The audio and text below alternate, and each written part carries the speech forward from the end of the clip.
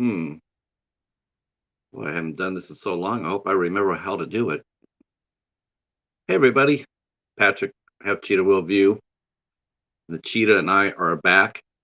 Um, glad to be here. Glad to be here. Just trying to firm up everything.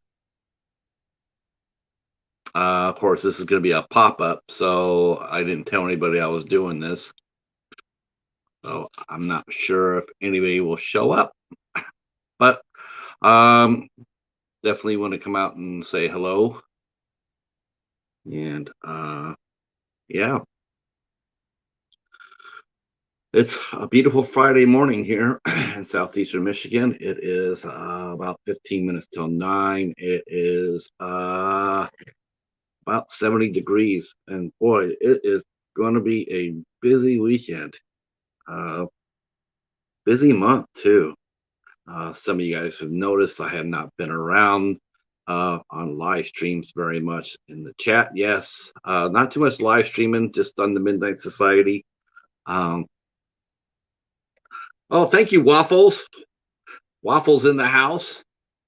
The day is perfect now, and I just want to let Waffles know how I kept my mouth shut about when the Mets swept the Yankees because I knew payback was going to be a bitch, and it was. That's right. We sent that broom that the Mets left at Yankee Stadium or at Met Stadium. We returned it to your asses. That's right. Uh-huh. Well, you just know I was going to let that go, did you? Because I was expecting. I got all sorts. I got all sorts of Met fans in my ear going, "Yeah, yeah, yeah, sweat, sweep, sweep, sweep." And I said, just chill. Still got 2 games to go, and that's right. Al the cart in the house. That's right. The bat and the cat are here. Uh, are you working right now, Al? Are you working? Are you at work? Wow, yeah, I'm waiting for the playoffs too. Yeah, waiting. Did you catch the article yesterday at ESPN? They released the 2023 schedule. That's gonna be bonkers. Every team is playing every team starting next year. Divisional games are gonna be cut from 19 divisional games down to 13. I'm not really sure about that. Oh, you just woke up. So yeah, I'm ready for football too. I am ready for football. It's week 0 on college football, week 0. Um, and yeah, I got some good games. Uh, I just woke up. Get some coffee in your ass. Come on, bat. Someone give that. Someone tip that bat from upside down to upside up. Yeah, that's gonna be interesting. I'm sort of torn by that. I mean, I don't necessarily think that we needed 19 games per division foe, but I think we could have did 15. 15 would have been fine. Could have had it in series of 3. 5 series of 3. Um, Hi Alma, how are you? Glad you're here. This is my first live in oh gosh, since July. I think the last live I did was as far as this goes, other than the Midnight Society. Um, yeah, was my interview with Crystal Lowell. So I did go out on a very high note, which is awesome. Uh, and so that was July 28th. Was the last live stream I've done. So I've been gone a month. I said I was going to be gone a month. I said I was not going to be doing any live streams. I got invited on some. I got invited on a lot actually. I had to say no, thank you. Come back and come back in September and talk for sure, and glad to do so. But I wanted to stay off for a month, and so I did. Yeah, well, I went ahead and still make content. Obviously, me and Al, we're tearing it up. We're finishing up our Fuji trilogy this Sunday. We are finishing up The House by the Cemetery on Sunday, and then we're also heading over to New Jersey for Mike because he is going to be hosting the ISC Midnight Nights, and we are covering Werewolves Within, which I'll be watching later today. So Sunday's going to be basically kicking off to September. And then September 1st, we're back with 8 Questions With. We will be talking to actor Lorenzo Leonard and director Telly Sher and talk about their new movie, An American Hun Story, which is I've been watching and I'm finding it's very charming. And we'll be back interviewing on September 1st. Now, some of the other people we got coming up, I'll be putting up their banners up later on today. I already got some up, as you can see if you go to the front of my page. We had the Cinema Squad, members of the Cinema Squad taking over the first week of September. Upside Dan, Sean from Lost in the Rio, and Jace from Burja Rolkar. Yes, I cannot wait for college football. I cannot wait. San Jose State kicks off against Portland State, and then we head down to Alabama to play Auburn. I am hoping that the team that we got this year is more like the team we had last time we went to Auburn. This will be our 3rd trip down to Auburn. The first time we played them, we got absolutely crushed. But we came back the next year and we gave them a hell of a run. We took them deep into the 4th quarter. Only lost by 14, and it was close. Hey, welcome, Gizmo. Welcome. Glad you're here. Norway. Glad to see Norway in the house. That is killer. We will be heading back to Europe a couple of times in August. We'll be going back to the Netherlands on September 9th to talk to director artist Kalinga Bongers. And then on September 28th, we will be talking to actress Ellie O'Hara. She'll be here on the 28th. And yeah, I can't wait for that. Yeah, so as college football is going on, pro football is getting ready to go.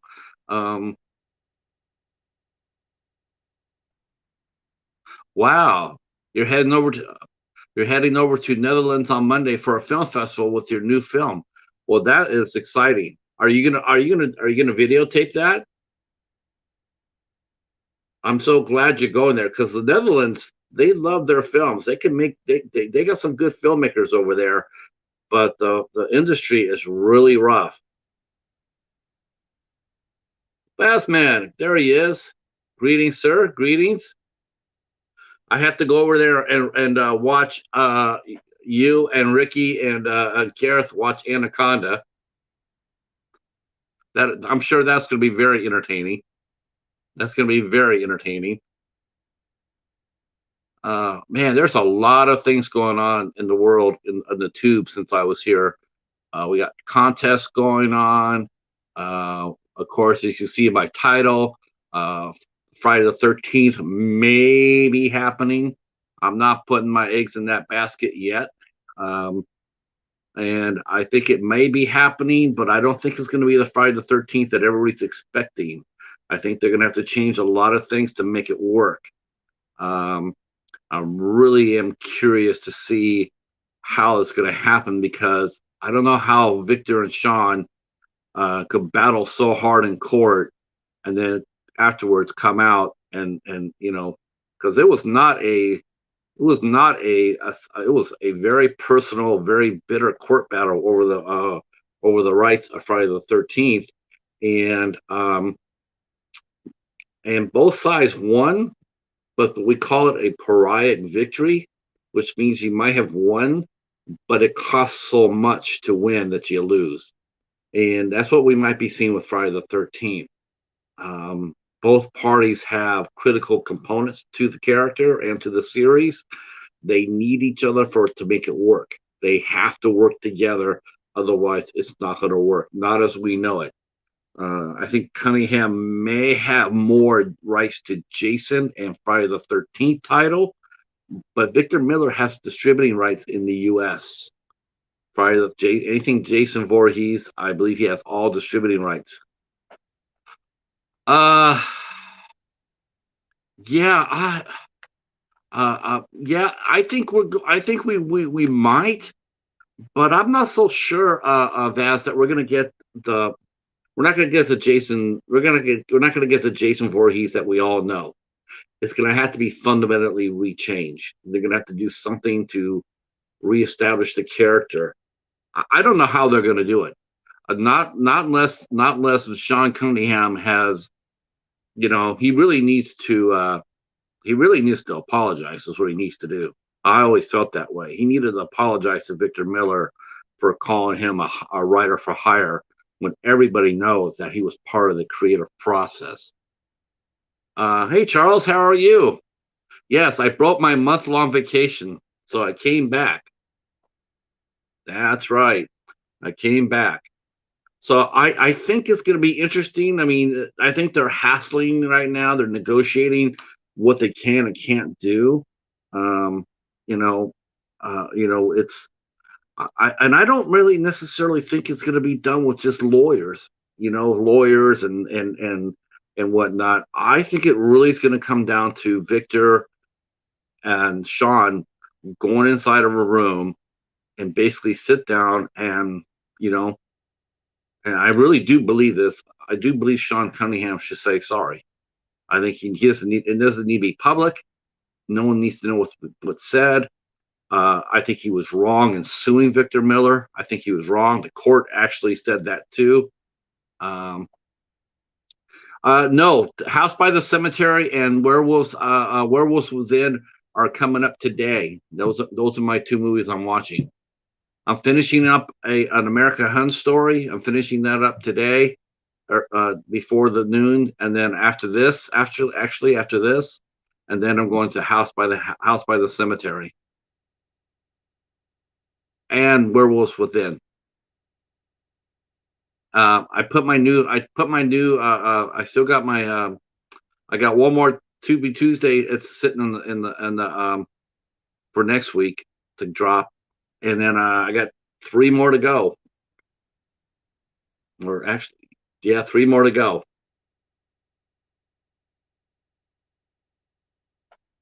Did you watch it yet, Al?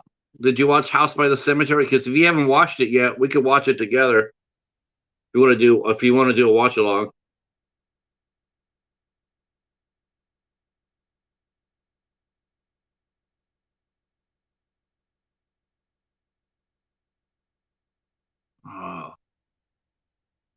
And of course, there's some other channel stuff too. We will be talking. The Midnight Society will be popping next month.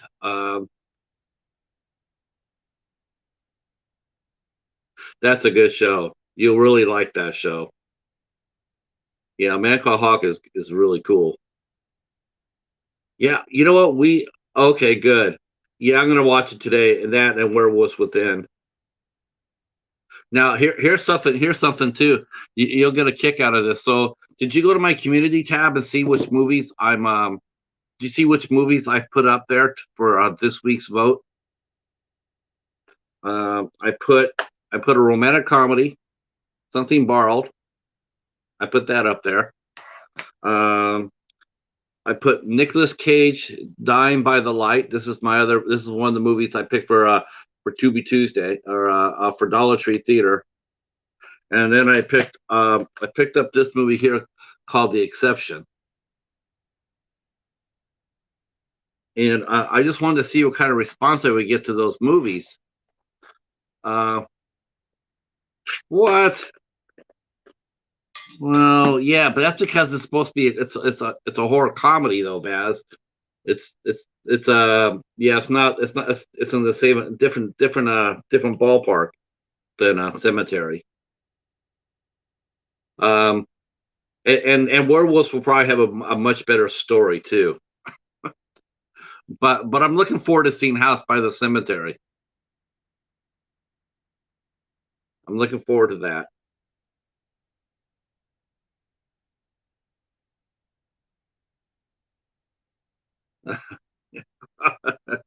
Well, we'll see.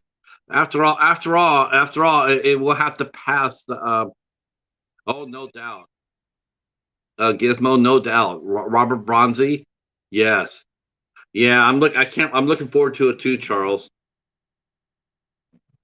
I think Werewolves Within is going to be awful fun. It's going to be a lot of fun.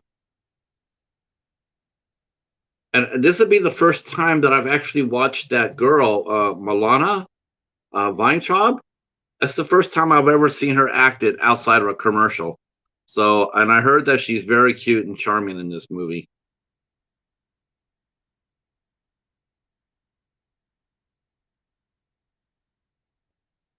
Well, I put a couple of movies out there for my Idolatry Theater. I wanted to see if anybody would act on it, to see how if they saw what I did. I put some movies out there. I put this one movie called Mayday out there, and Mayday stars Mia Goth, who stars as Pearl in X. So I thought, well, hell, I'm going to put that out there. I'm going to put Mayday out there with Mia Goth and see how many of these X slappies will come out and support that. Just to come out there and say, okay, she was really good in X, so I'm going to come out there and vote for her to see what Mayday's about. All these people saying, yeah, X is all that. And so I go ahead and I put that out there. I put that out there in August. And I really thought there'd be a few people that would go out there and vote for that. I really did. I was like, okay, because that's how I look at it. I look at a lot of movies. I like to see who's in the movie. And if it's a name I know, I'll support. And so I put Mia Goth out there in Mayday, and I got nobody voted for it. Zero, zero people voted for it. Not one vote got for it. Uh, oh, thanks, Al. Yeah, Devaney is amazing. Devaney is. I'm going to watch The House of Manson. Um, that's how I first met Brendan Slagle. So I'm gonna watch that. I know it's on Tubi too. I know it's on Tubi too, and so I'm gonna watch and review House of Manson. Um, the one movie I saw Devaney in was the Dawn, and the Dawn is really good. The Dawn is really good. I really enjoyed that. It's atmospheric, for sure, but it's really good. Uh, let's see. Pollyanna, are you talking about Pollyanna McIntosh, Gizmo?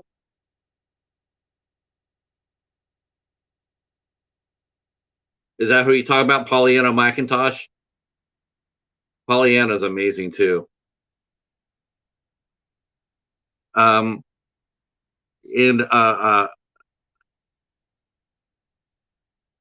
yeah, yeah. Which movie were you gonna watch her in? Yeah, the Dawn actually made the rounds. Gareth, how are you, sir?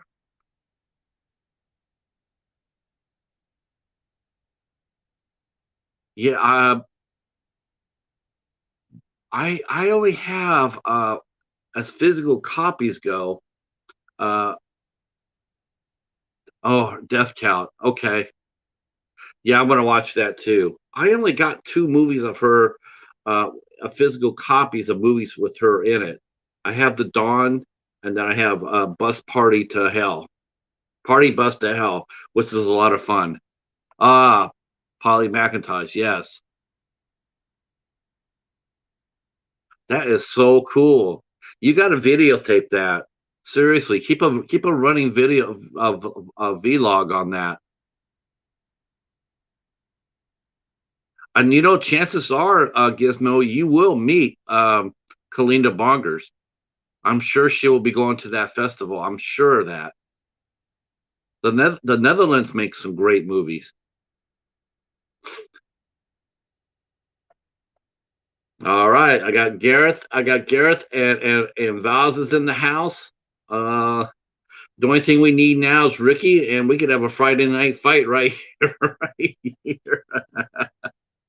Oh my gosh, you guys are crazy. I can't. Well, no, you could ask her. You could ask her, Gizmo. Just ask her.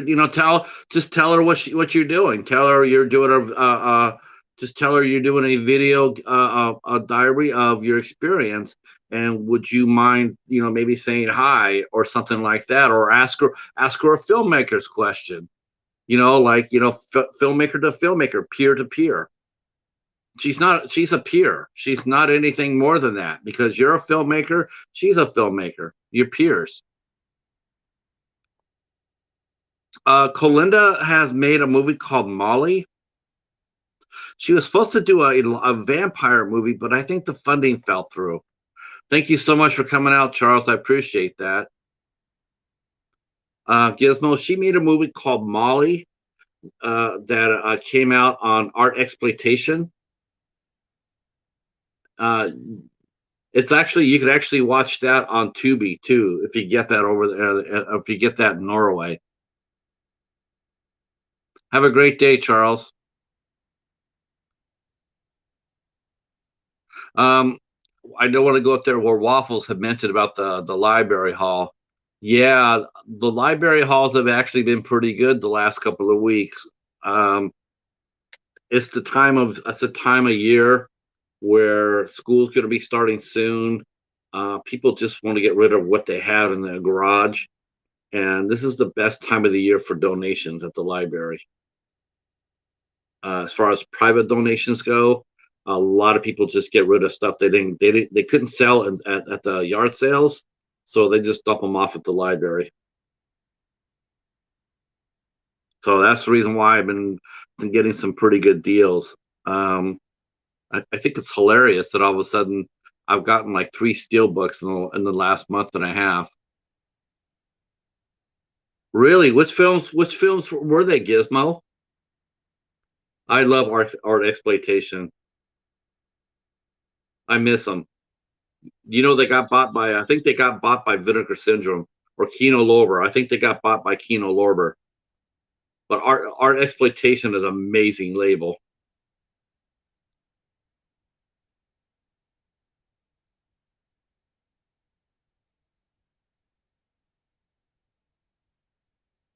That's a that's a small world, isn't it, Gizmo? Holy crow. That's a that's a small world. Yeah, I reviewed a few films that from art exploitation.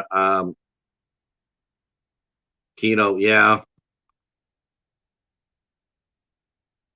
Christmas Blood is yours?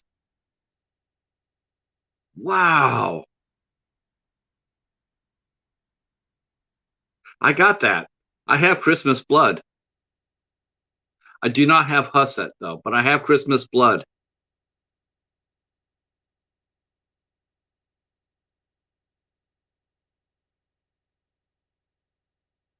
Wow, look at me. You know what? My first day back in a month, and I sound like a boutique label.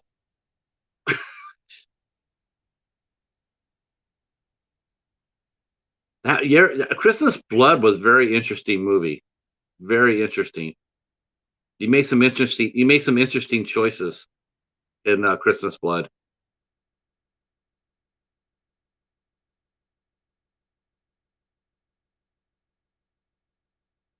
I think the only thing now that you're here, the only thing I would have asked, the only thing I would ever say about Christmas Blood, as far as what I'd like to see, I just wish the lighting had been a little bit better.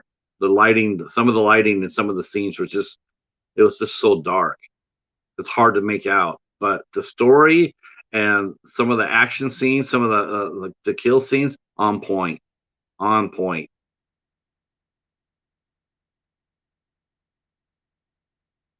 Uh, How's actually.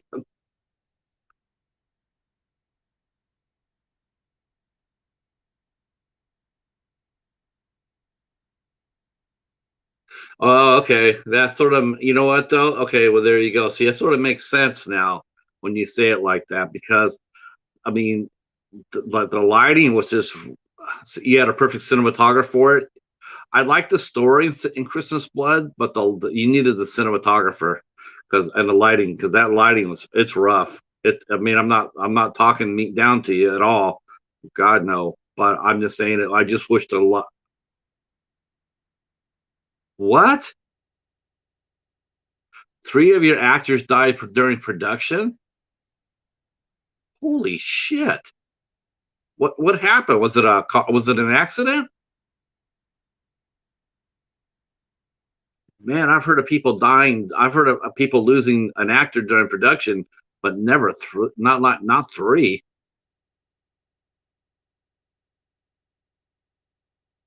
Wow,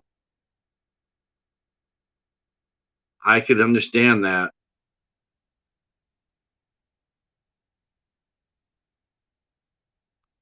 Are you on Instagram, Gizmo? Are you on Instagram underneath this name?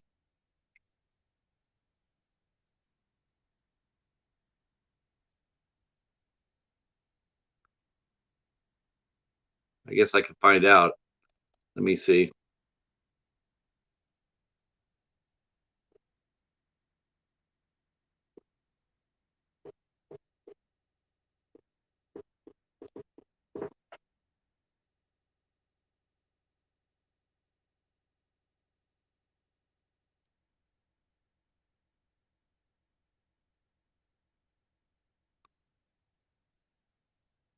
I know, Tyson. Is that amazing? That is amazing. That's an amazing thing.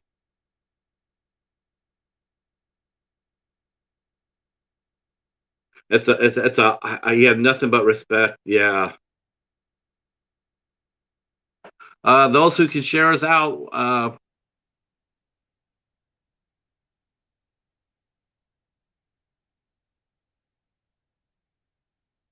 Wow, Gunnar Hansen, huh? Yeah, he died. He died right before Death House.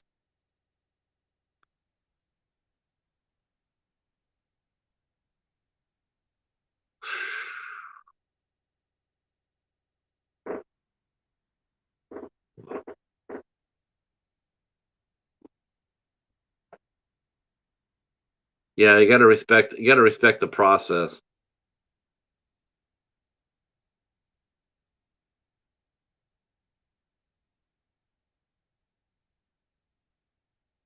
Jeez.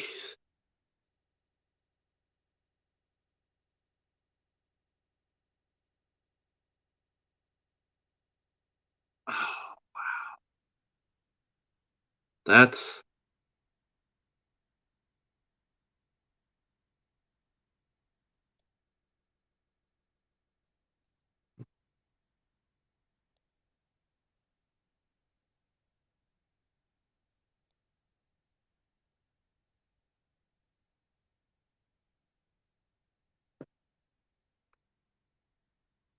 that's amazing. And you still finished the movie.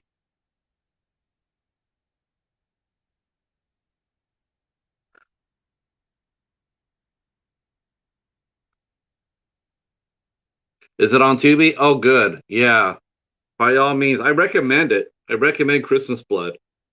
I do recommend it. It's an interesting movie for sure.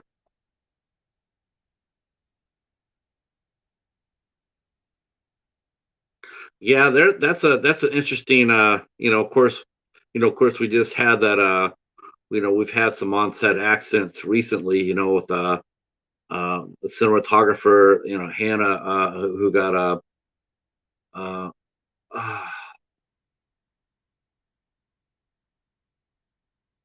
jeez, that's mind blower.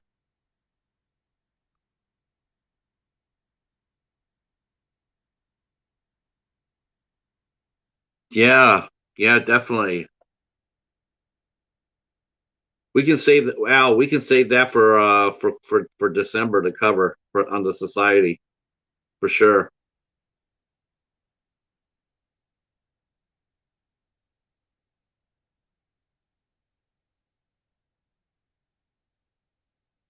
And well, you know what's funny too?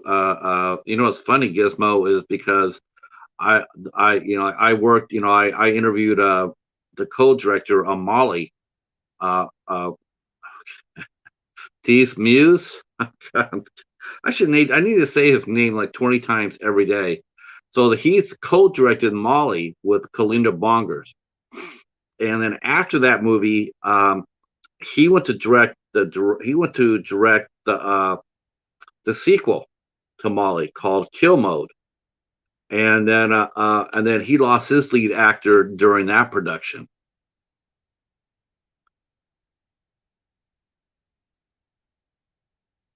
Well, of course, it's not your fault. I mean, it's just it happens. It just absolutely happens.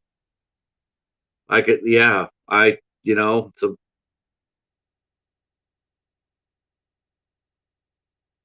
I mean, no one would have given you, no one would have said shit to you if you had just shut it down.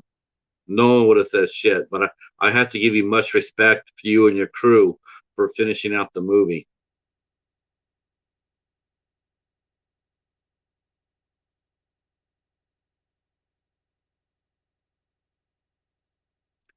And I like to see your other film too. I like to see Husset. Now, let me ask you this question, Gizmo. Did Art Exploitation give you any physical copies of your movies? Did it give you any physical copies?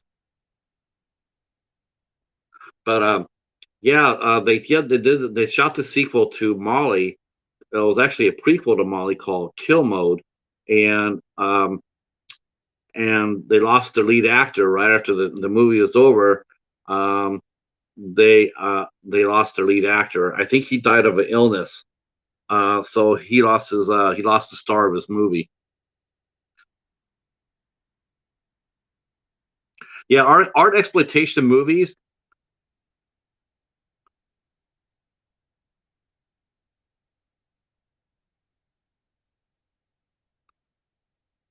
Oh wow. Okay.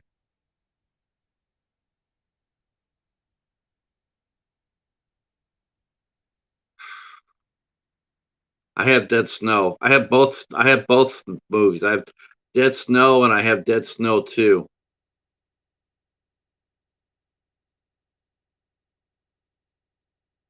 Dead Snow came out on ISC Midnight, and then Will Go USA handled Dead Snow 2. Uh, and you know what's funny is like when you lose talent over there, like in Norway or Netherlands, it hurts more because their industry is so damn small. It's like everybody knows the person who dies.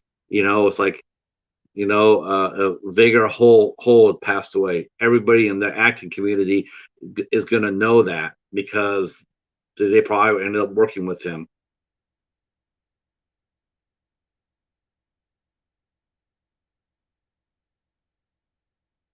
Yeah, yeah, that's true. That's right. Yeah, because I did get a DVD copy of Christmas Blood, but I did not get Husset. The last movie I actually got from Art Exploitation is a movie called Withers.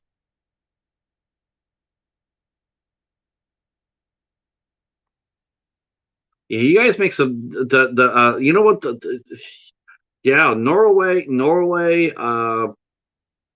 Denmark, Sweden. You guys make some. You guys and Netherlands. You guys make some seriously good films. Um, Molly was the second. Is my second favorite film I ever reviewed on my blog. It's my second favorite. I love that movie so much. Molly is just that is a joy. Um, and I reviewed another film that was my number one film that I watched called We. That was from the Netherlands. That was also came out on Art Exploitation. That movie is amazing, amazing, very very dark too, and a really really twisted ending.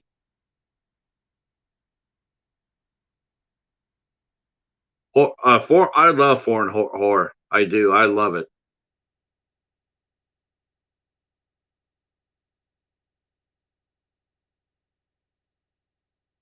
Thank you, Wes.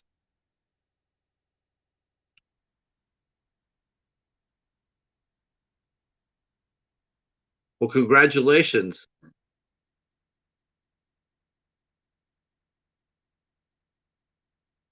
Is that Mission Impossible Dead Reckoning?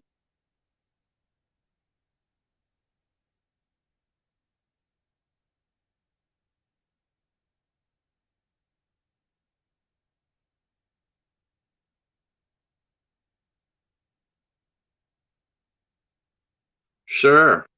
Sure. Thank you, Mary.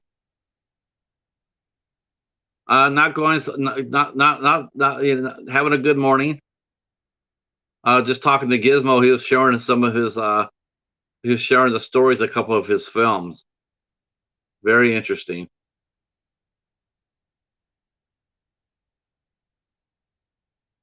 Yeah, today's my birthday. I normally don't do anything for it. I just, maybe go get a tuna fish from Subway and celebrate that way. Thank you, Tyson.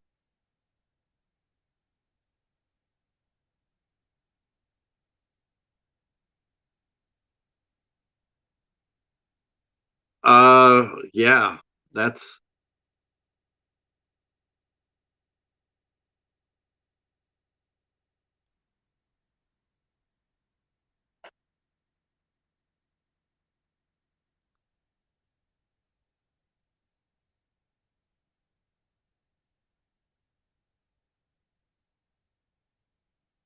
Thank you so much, Gizmo. Appreciate that. Yeah, yeah. We might have to break out Dead Snow for a watch. I'd like to see how. I was curious to see that how the first movie came out on IFC Midnight, and then the second one came out on New Well Go USA. I was a little surprised to see that. I would have thought that uh, uh, IFC would have distributed the second one, but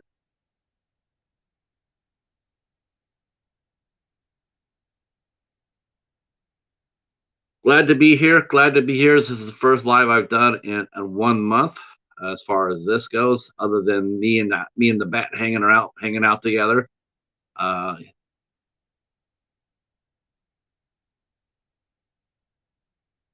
wow,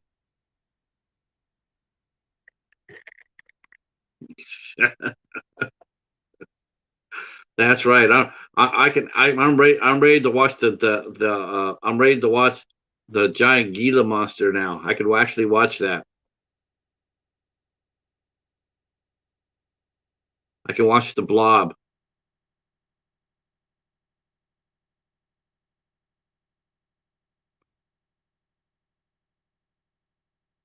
I have a copy. I have a copy. My copy of Dead Snow is on DVD on ISC. But I would not be surprised to see it on Tubi. Tubi has started showing more and more ISC movies on Tubi, whereas they were showing them only on AMC Plus, which you could get only through Amazon Prime. But now some of the ISC midnight movies are making their way over to Tubi. So that's a good thing. That's a real good thing.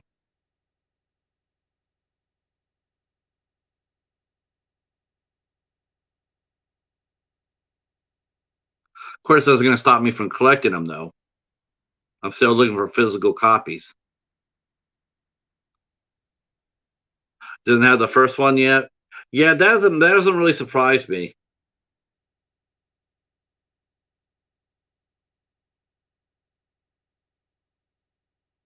Oh, the prequel to the Thing, yes, the one with Mary Elizabeth Winstead.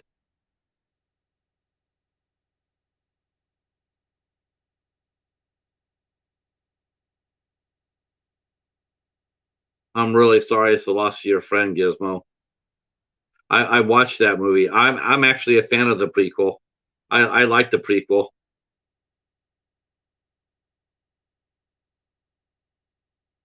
Oh shit! Yeah, yeah, we gotta do that, don't we?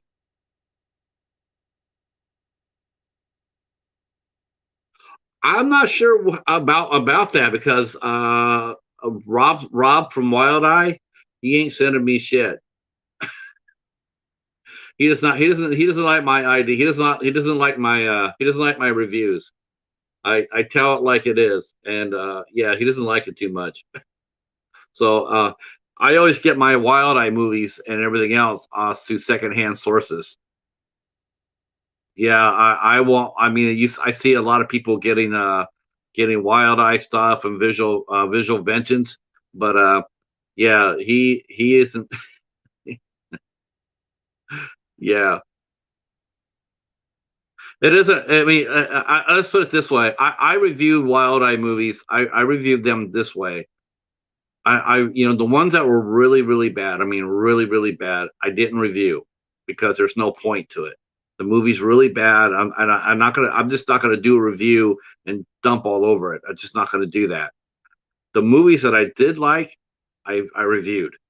Um, he did trick me into reviewing Ouija Shark though. He did trick me. He sent me Ouija Shark. I reviewed it, but when I was watching it, I said, I said it had a director, Scott Patrick. I'm watching the movie. I'm going like, this guy looks like Brett Kelly to me, and that's what it turned out to be. It turned out to be Brett Kelly. Oh, plenty more to go.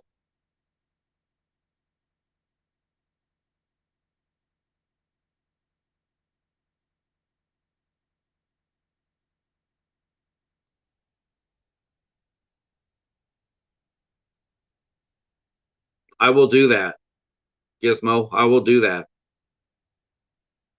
I enjoy collecting foreign films. I enjoy them quite a bit. I really, really miss the Family Video um, because Family Video used to carry a lot of foreign films there too.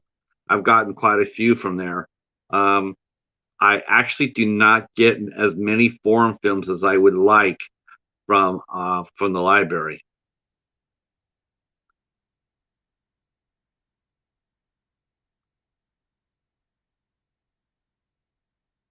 Wow.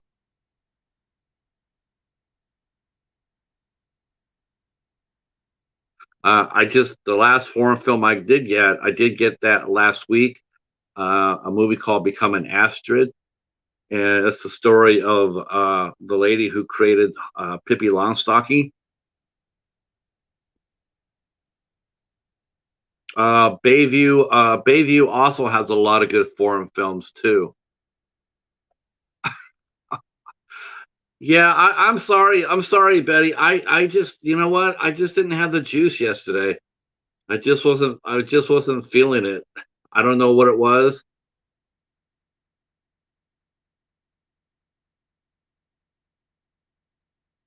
but I'm here today, and I could do something for you guys. I could sit there and I got the calendar. I got the calendar. Uh, wow.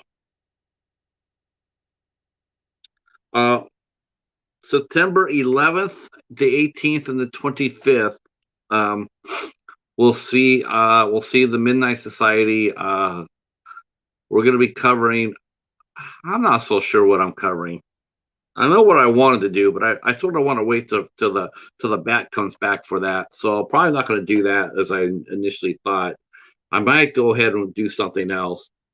I, that's right. The calendar. Uh, let's see. I don't know which one it is. Let me see.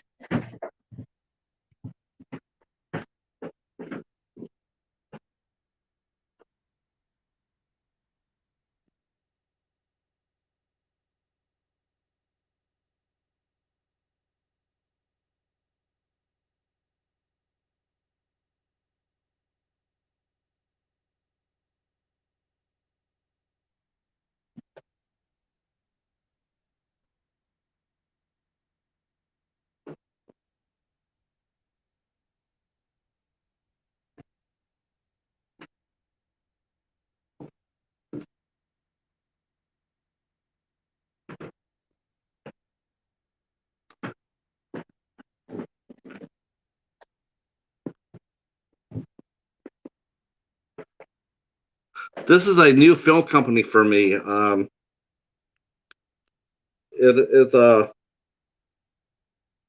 It's it's Astrid Lindgren.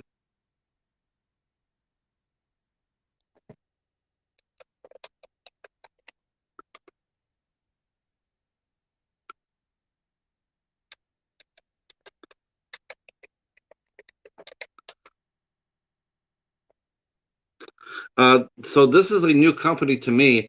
I've gotten a couple from the library. I picked both of them up, and it's called Music Box. It's Music Box. I guess I should read about them, but yeah, this is brand new to me. So it's like another ISC type, ISC, from what I've seen.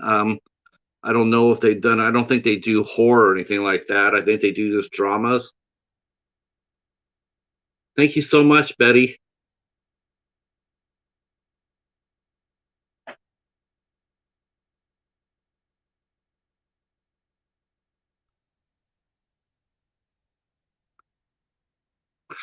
You know what? Screw that. You know what? At the time, look, it's a product of their times. When uh, racist, I just, hindsight is 50-50, right? Hindsight is 50-50. No, no, you know what? It's what you do today. I mean, think about this. Whatever you do today, think about 30 years from now that people are going to come back and they'll watch our conversation here and they could call us racist 30 years from now. It was a product of their time.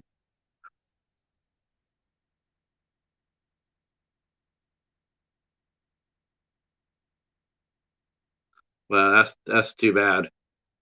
I'm still going to watch this movie. I still enjoy Pippi Longstocking. Um, let me put it this to you this way. Let me tell you. Let me put it this way, as far as that goes. So today I'm watching my buddy Catfish. He left behind a disc.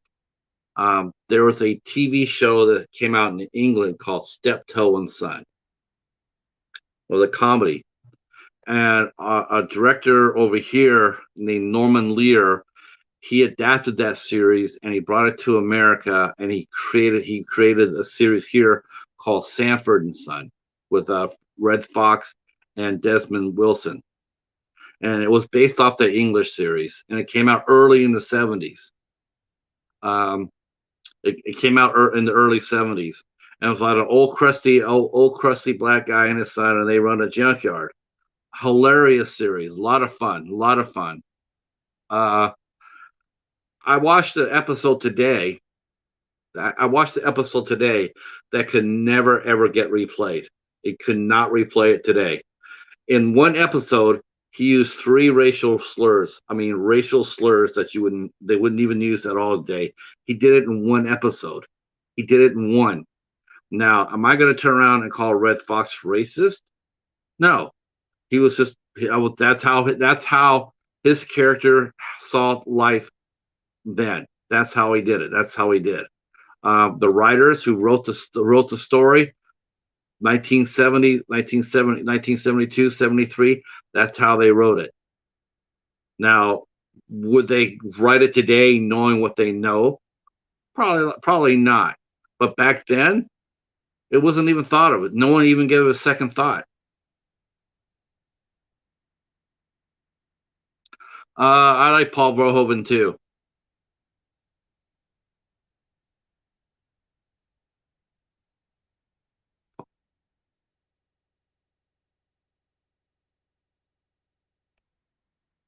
Um, well, because I was talking about how I went to the library, and this is a new film company called Music Box, and so I just showed an example of one of the movies that they put out. So I got two movies from them. They're brand new to me. I never heard of Music Box until I found these two at the library.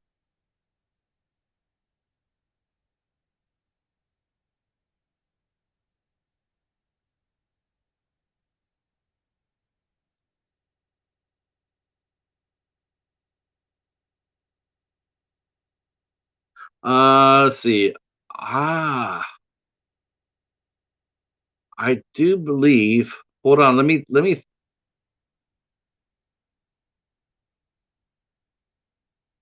The Pinch the Pinchcliffe Grand Prix.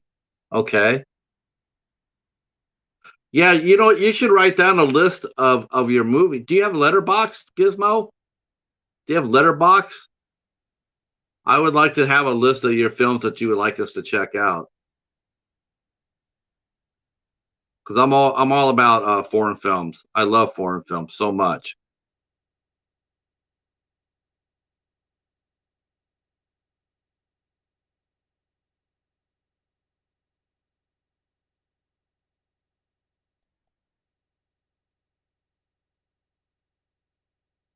Wow, just people always amaze me.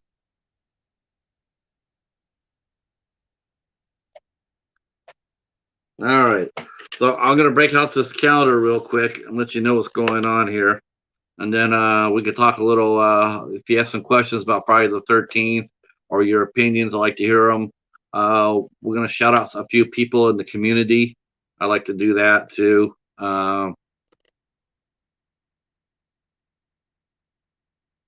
Well, let's see. The transfer? Which movie?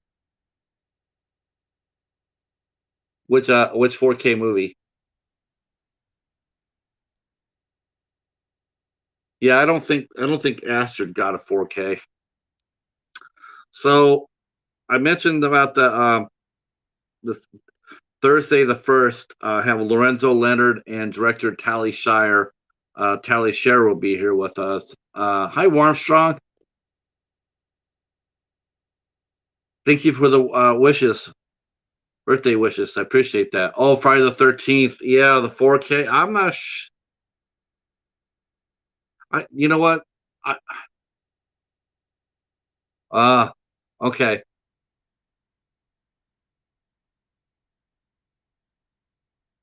Yeah, it's going to be interesting. I wonder how. I mean, that is going to be interesting too. I didn't even think about that. I mean, I wonder if that's going forward. I wonder going forward. I wonder how. All the old movies are being handled.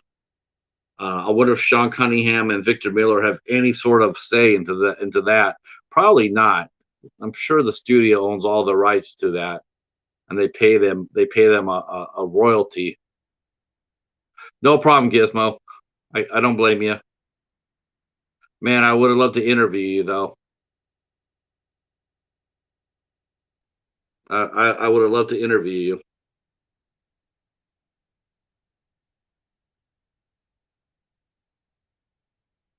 Still can if you. Hi, Nikki.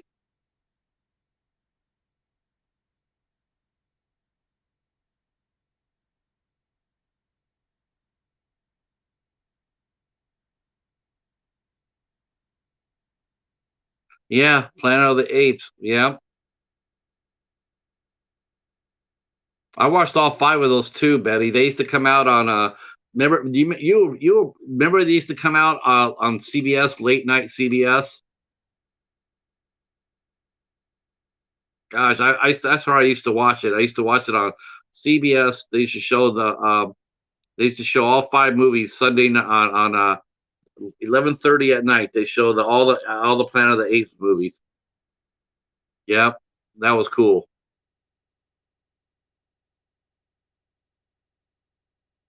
Uh, Thank you, David. Thanks, Sam.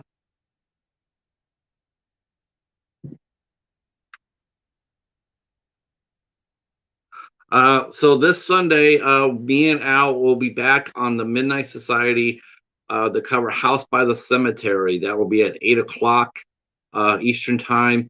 At 6 o'clock Eastern Time, uh, David from David's Horror, myself, Mary Wilson still in the house, and Ben from Cadaver Club. We'll be all heading over to New Jersey to hang out with Mike, an American werewolf in New Jersey, as we will be talking about Werewolves Within at 6 o'clock. That will be a lot of fun. 6 o'clock. and I will be putting that link down on my. I'll be putting that link down on my Instagram later on. Hey, Cass, how are you? I saw you were up. I saw you were live yesterday morning. I went over to say hi, and just as I got there, you said goodbye, and then it was like, wow, my timing was so bad. Okay, Husset is on YouTube. Okay, good. I definitely want to. Yes, I definitely want to, and I definitely will take a look at that. I want. I hope Kino Lorber puts all the art exploitation movies up on there. I reviewed quite a few. Oh no, I haven't been on live, Cass. I have not been live for a month. I didn't do a live stream for a whole month. That's right there. So we have David's Horror and we have Mary Wilson. That's two of our IFC midnights. Myself, Ben from Cadaver Club, Savine. Wow, I have not heard of that. I have not heard of that one. It sounds French.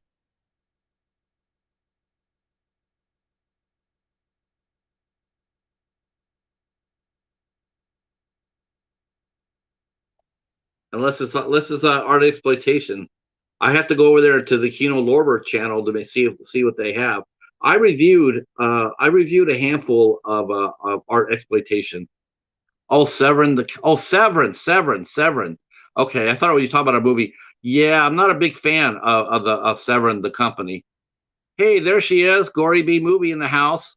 Oh, that's right. I got to mention that too. So next Sunday, after we get done with the midnight hour, we're all running over to Gory B Movies channel because it's freaking Vampire Week. Is it Vampire Week? Please tell me it's Vampire Week. Severin, yeah. No, I boycott Severin. I won't buy anything from them. Um, they yeah, I won't buy anything from Severin. Yeah, I hold a grudge. David knows why. Oh, it's super. Oh, superheroes. Okay. Well, that means I could get pumped up for vampires. I can't wait for that. Uh, yeah. Okay. Oh, right. Old dude vampire. Hell yeah. We're gonna be bringing an army that day. We're gonna find out. We're gonna find a whole bunch of people voting for that.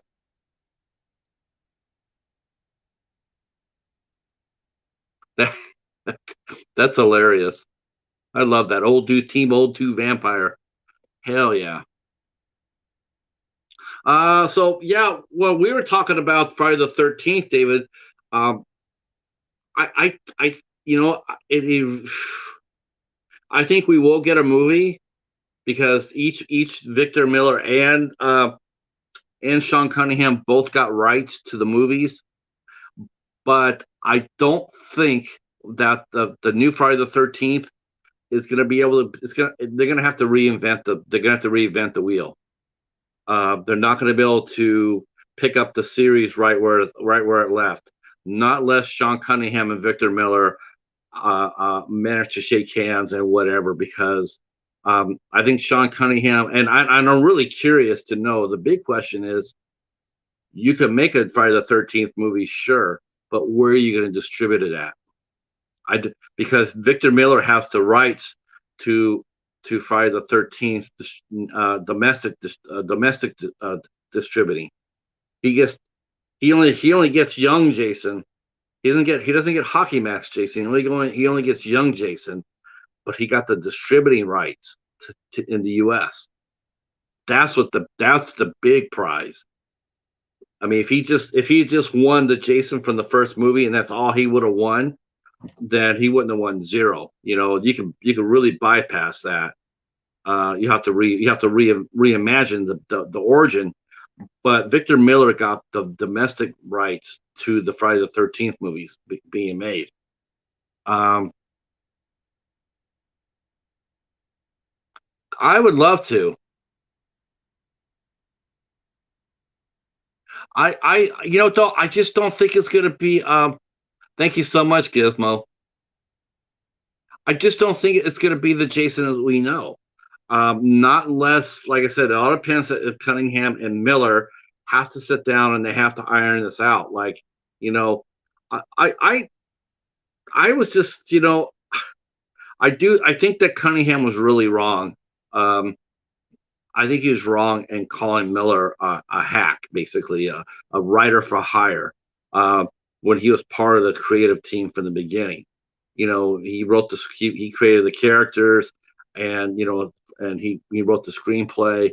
It wasn't just Sean in there making it all up. It was a bunch. There was a collaborative. There was like 3 or 4 people, 5 people that were all around, and they were working on the first Friday the 13th movie. It wasn't just one man sitting in the room by himself typing this up. Um, it is my birthday.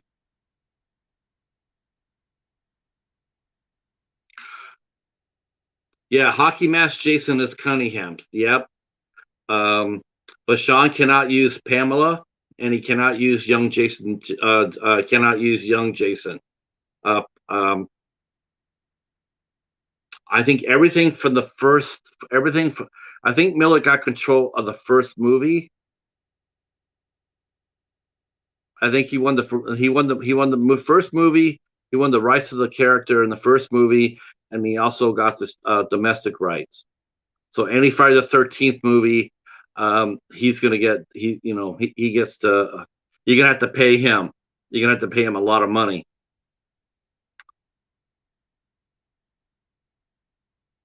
Thank you guys so much.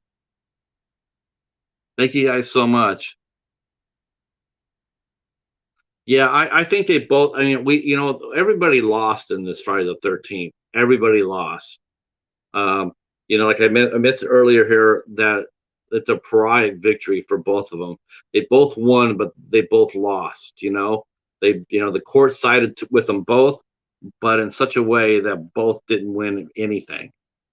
Now Sean Cunningham he'll probably be able to make a Friday the 13th movie, but he cannot refer to anything from the origin. He's gonna have to come up with an entirely new origin, and I just don't see the fans really going for that. I just don't. I don't see how you can reinvent them. How are you going to reinvent the origin? Um, it's so the first 4 movies were so great.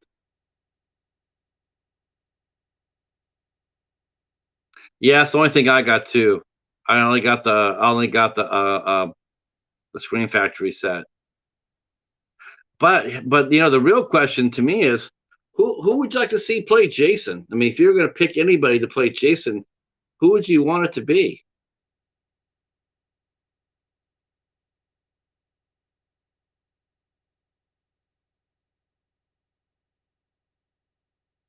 I mean that. Yeah, you know what? Yes, I think so too.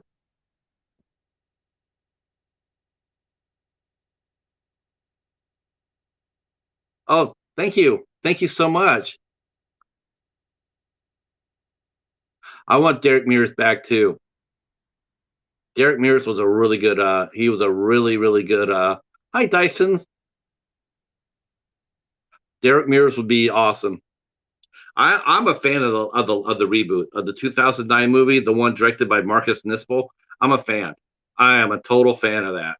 I thought that movie was ferocious. Um, well, you know what though? I think what's going to happen though is going to be see, Jason Momoa would be a good idea, but you know what it is? You have to pick like a stuntman almost, because your face is going to be covered, and I'm not so sure any leading man like Jason Momoa. I'm not really so sure he's going to be excited about having his face covered by a hockey mask. Oh no, I know who you are, Cass. I spot you. I got you. I'll definitely come over and resub to your other channel too. Thank you for the sub. I appreciate that. I'm stuck and I can't get to 800. I've been stuck between 750 and 760 for like a month and a half. Yeah, I agree, Gory. I mean I like Kane Hodder a lot. I really do. I mean, if I had my way, the one who I would have wanted to see play the ultimate Jason would have been Tyler Mane. Tyler Mane would have been my choice from the beginning because Tyler Mane is just. I love Kane Hodder, I do, but Tyler Mane is just like. But there is another actor out there. I'll throw his name out there that might be an interesting choice for Jason, and that is Nathan Jones. Nathan Jones. Don't sleep on Nathan Jones. That guy's like 6'8". He's like 6'8". He's like 300 pounds, maybe a little over 300 pounds. He would be ferocious. How are you doing, Dysons? Nathan, yes. Nathan Jones can act. Dave Bautista. Yeah, I heard Richard Brooker passed away this week. That's he had a great run. I guess I'm with you though. I with David. I like Derek Mears. Yes,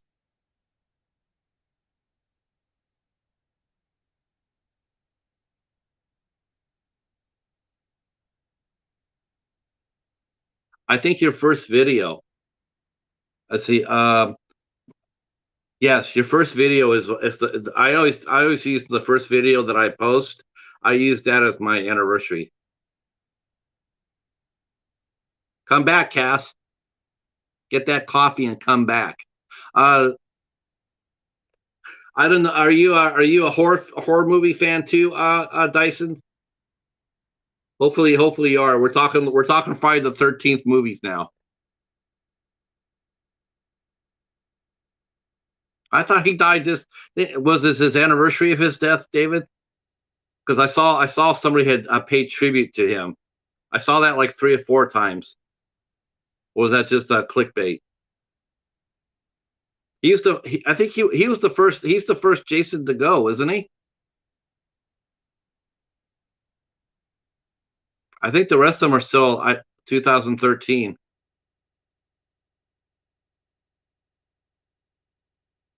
Oh, he picked a hell of a year to die in.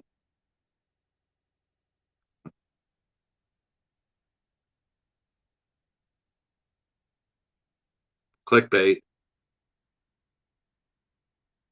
Yeah, because they mentioned him, and then on it they had the date, and they did a little blurb about it.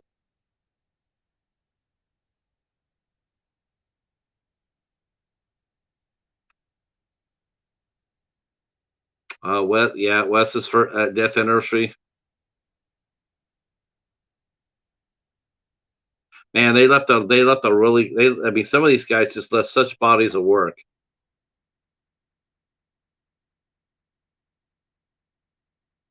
I have not played the Friday the 13th game. Yeah, I saw that from the Living Dead. Yeah, I saw that. He was a funny actor.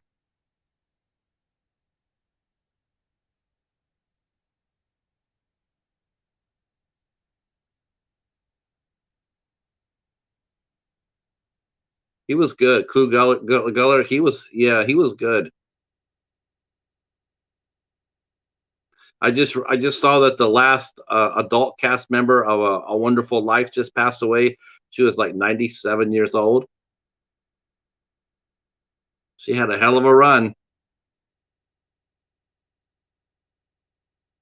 Oh, okay, I saw that, Dyson. So you mentioned like horror films. Awesome. That is awesome.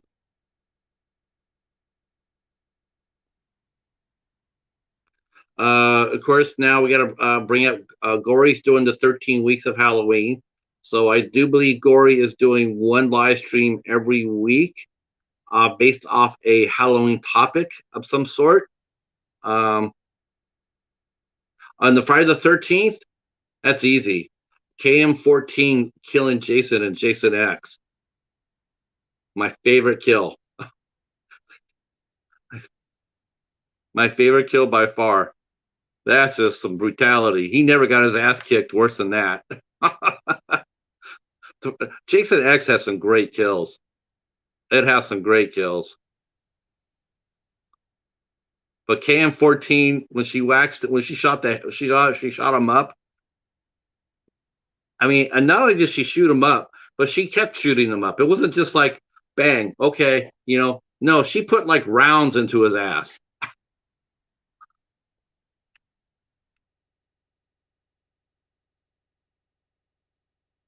Oh, so you're gonna do all 13? So you're doing the 13? You're doing all the Halloween movies, one a week.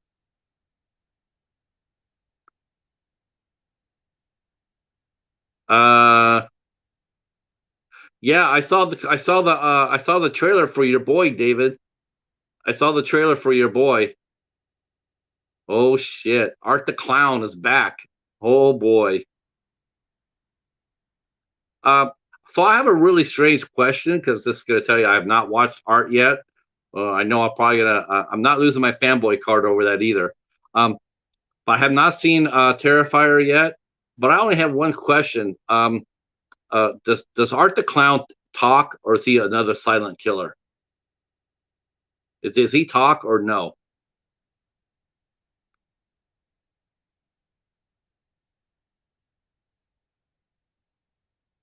Yeah, he's silent. Okay. I wonder. Hmm. So he just so David Thornton Howard he just acts with his face. He's silent. I wonder if they're gonna let him talk. They should have now. If anybody is gonna have some funny lines, if anybody is gonna have like Freddy Krueger lines, it should be freaking Art the Clown. Art the Clown is perfect for that.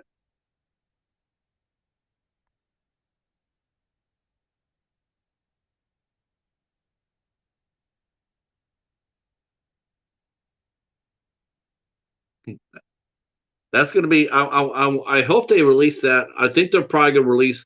Are we getting Terrifier in January or February? Because they're not going to release it in October. Nothing's being released in October. They're going to do the same thing they did last year. They're getting out. Anybody that's doing a horror film is staying the hell away from October. No one's doing it because Halloween ends is going to just dominate, just like last year.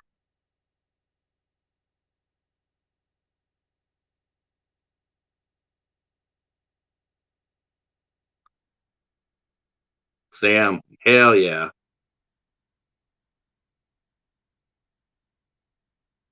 I don't know about you guys. I mean, I want another Friday the 13th. I do. I do. I want another Friday the 13th. But I swear to God, why can't they come back and do a Sam movie before they do anything else? Somebody come back and do a Sam. That's the one we've been waiting for. They did not do that. Oh, you're kidding me. Wow. Wow. Is Art getting is so he's not getting a theatrical release then? He's just getting a streaming release because there's no way in hell you're going to put that movie out a week before Halloween. Nobody would put a movie out around Halloween ends. That's financial suicide. Oh, wow, that's bonkers. Wow. What streaming services aren't going to come out on limited theater release? See, they should have waited. They should have put him out in January. He could have had the whole landscape to himself. Oh, he's wow.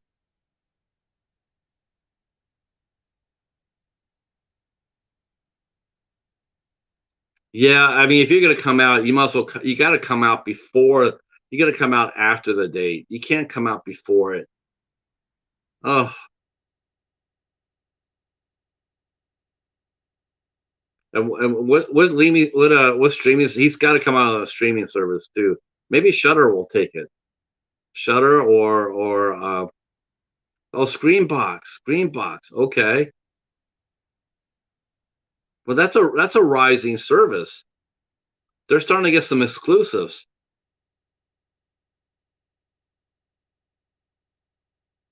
Okay, that's not entirely bad.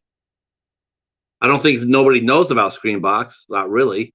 But I mean, I know they're rising. I think next year they'll be making a bigger footprint. Yeah, for sure. And of course, everybody knows Bloody Disgusting. Yeah, October 6th. Oh my gosh. I th- well, you know what? Maybe this will happen. Maybe when Art comes out on the 6th, if everybody shows up, everybody shows up to support the movie, they can open up with more screens. But I don't know where they're going to get those screens at because Halloween Ends is going to have everybody's screen. All the screens going to be showing Halloween Ends. Wow, that's crazy.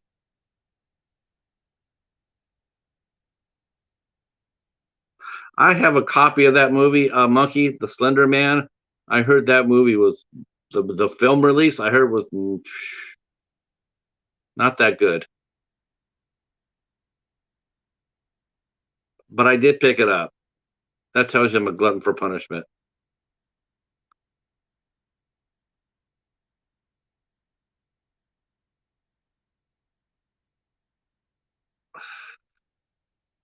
Hell, I didn't even know there was a new Hellraiser.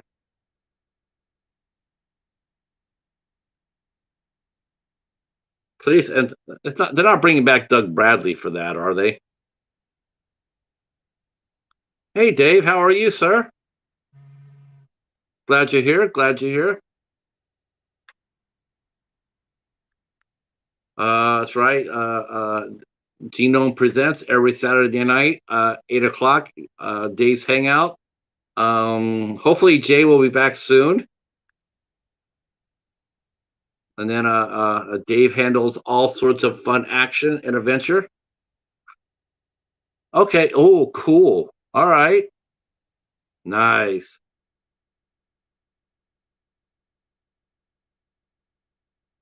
A female playing a new pinhead. Well, I hope the hell she's a badass.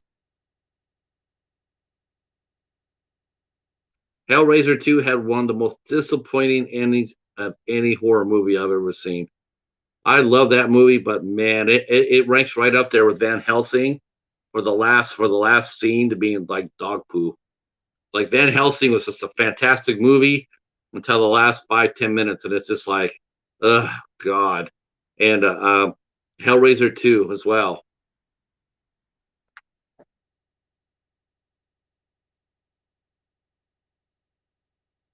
Man, Hellraiser 2 had such a oh, I like it though. Yeah, I heard a lot of those Hellraiser movies that he did were just dog meat.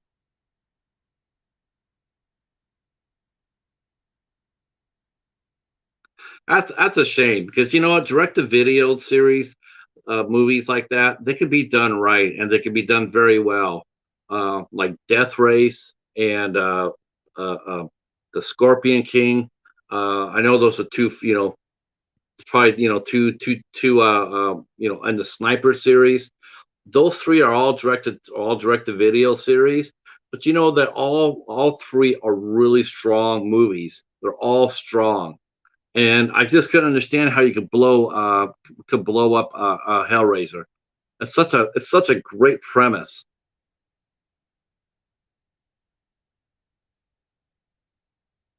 Wow.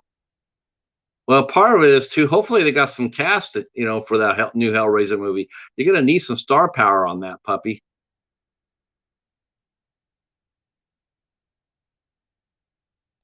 I like to have some star power.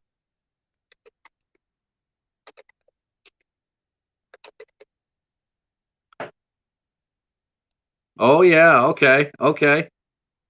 Let's see. It does.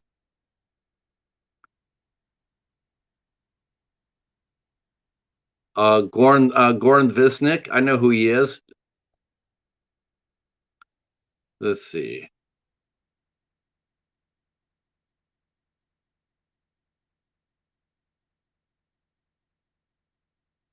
Hmm. It looks like he got shot in Eastern Europe though. So it's very hmm. The budget's not going to be very big, that's for sure.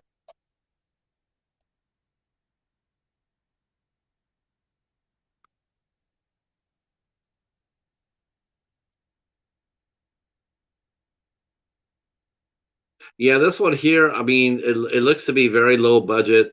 It only has one recognizable name on it.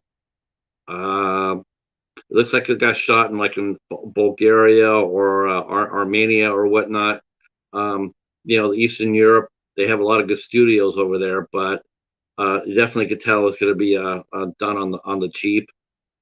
So I'm not sure if this is going to be like a reimagining of the series, if they're going to just pick it up, if they're going to pick it up from the last movie that comes out on October 7th. By the way, Hellraiser comes out on October 7th. Wow! So if Terrifier comes out on the 6th, which is probably a Thursday. Wow! So Hellraiser and Terrifier going nose to nose. Nobody wins that. Nobody wins. Not theatrical wise. Streaming wise, it doesn't really matter. Um, Jeepers Creepers Reborn. I'm a little concerned with that movie, quite honest with you.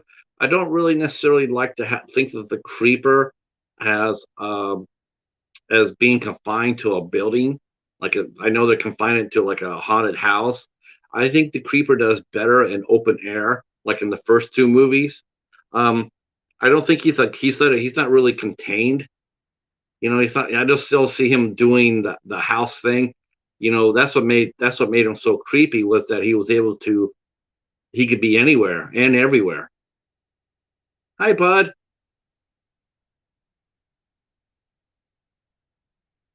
But having him be in a haunted house, I'm not really. I don't know.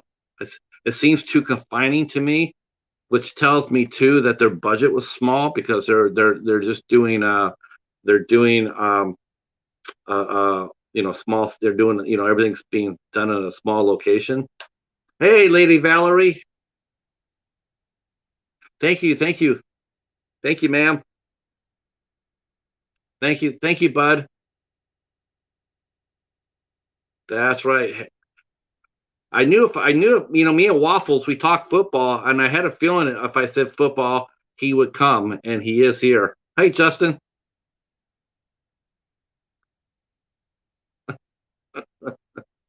That's right. Uh, yeah, but the creeper though, he's the creeper. He's bigger than that though. You know what I'm saying? His presence is bigger. I mean, I love in the second one where he was flying, and how they caught him by the chain and they were keeping him like they were able to get him by the chain and put him on the school bus. I thought that was really cool. Like he wasn't so super powered that he couldn't be contained, by a chain, but he was able to fly and go places. I just thought it was interesting.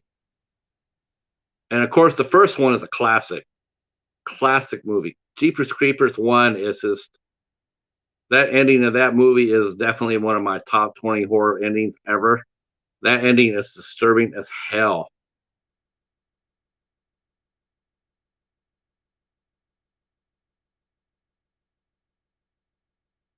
You know what though? I think if everybody keeps their expectations low like that, and I'm with you guys on that, I think we'll be pleasantly surprised by how good it could be.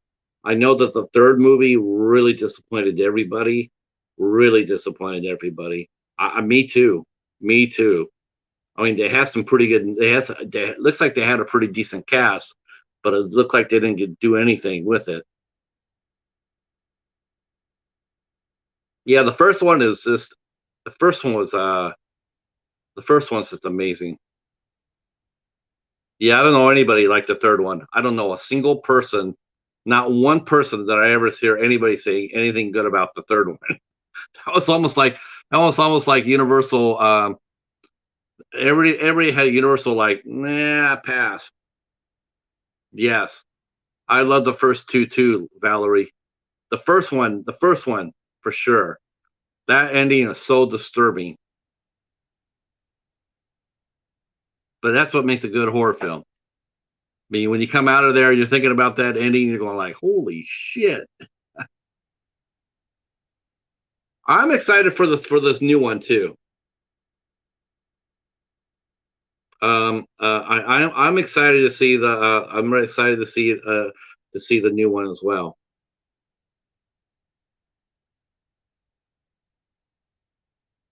Oh, good, good, Dustin.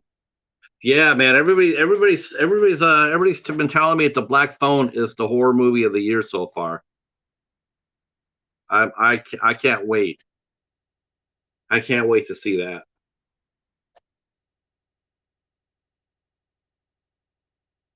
Uh, I always consider Prey more as an action and adventure sci-fi than I do horror. I don't consider Predator a horror movie. I consider it an action adventure movie.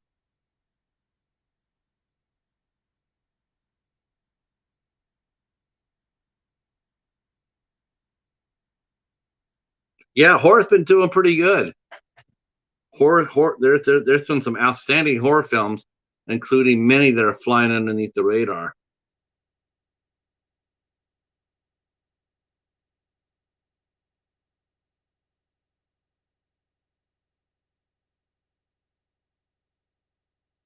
Yeah, isn't that, yeah, yeah. You want to get your eyes checked after that? Yeah, no doubt, right?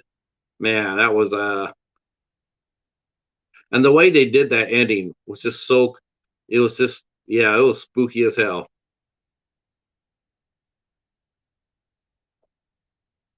Yeah, David, but we know about that X is right. We all know X is overhyped. Uh, but we'll be talking about that on the September 4th. As for the Midnight Society on the 4th of September. We have Ben for Cadaver Club. We have the horror miser Monty G will be joining us, and we have Ken from Mid Level Media will be here with us, and we will be talking about X and what we thought about it. Ty West's X. We're going to be going deep. David, you are the man. You are the man. Um, so so we're going to be taking a deep, dark look at X. I'm actually, tell you the truth, I am actually more interested in seeing Pearl. I saw the previews for Pearl. I got to tell you, that one interests me a lot more than X did. Pearl looks really interesting. Uh, wow. Yeah, I heard the Prom Night series is pretty damn good, Cal. I've heard that. Uh, uh, uh, yeah. I told the story already, but let me reshare this with you because you can guys David would appreciate this. So a couple of weeks ago, I did Dollar Tree Theater and I put some movies up for you guys to vote on. You know, you guys vote on my community tab. I put up 3 movies plus the Cheetah's Choice, and then you guys vote on them, and then the movie that you guys pick is what we watch. Um, so a couple of weeks ago, I put out some movies, including one movie called Mayday, and Mayday stars Mia Goth. So I put that down as one of my movies. I thought, okay, people are gonna come by, they're gonna see that I put Mia Goth on there. You know, some of these ex slappies will come on over there. They'll come on over and support it. So support it because it's Mia Goth, right? Not a single vote. Movie didn't get a single vote. It's a good look. It's a good looking film too. It's a very interesting film, but it didn't get a single vote. And I'm like, wow, where's all these A24 fans? Where's aren't they curious to see about their new girl? No, it didn't get a single vote. So I've mentioned this before too that I have a lot more A24 films that uh, I have a lot more A24. Thanks, Dave. I appreciate it.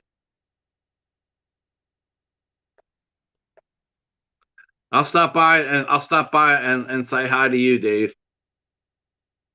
So for this week, I mentioned people. I mentioned to people that I actually have a lot more A24 films than people realize. So when I was going out for my next round of Dollar Tree Theater, so I found a new one.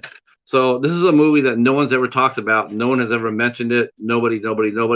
So I picked this up at Family Video, and this is a movie called The Exception. It's a World War II movie, and yeah, it's by our good friends A24. So that brings me up to like 15 movies. I have like 50, I have 15 now. Let's see. Tell Glory you'll eat a pumpkin pie on her Halloween stream. Uh,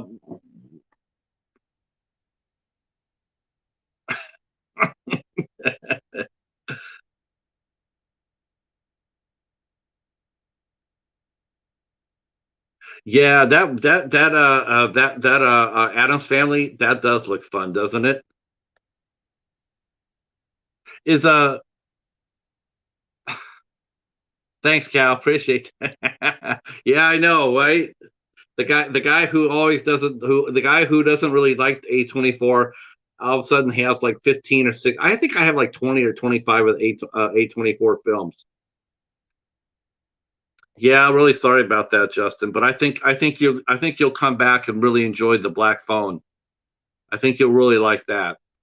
Is Black Phone more like a mystery, David? It seemed to me like more like almost like a mystic, like the what was it? The old bones. It seemed like more like a ghost story. Um, I would really love to see them replace Ezra Miller in the Flash. I really wish they would put Grant Gustin in there. That would be very exciting to me. No, not so far.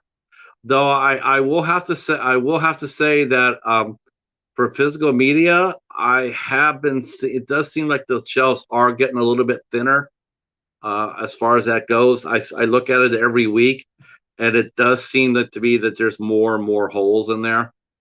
So I'm not sure, about that. I don't know how much people read movies from the library. Um, I don't know. Okay, supernatural thriller. I like that.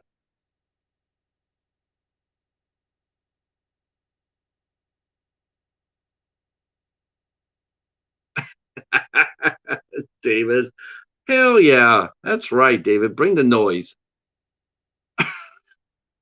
Yeah, now Pearl though, David. Pearl does look interesting. I have to sit there and say that Pearl looks a lot more interesting to me. I would be curious to see. I would be curious to see that.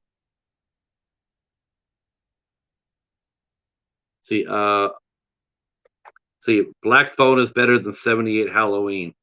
Well, what is it?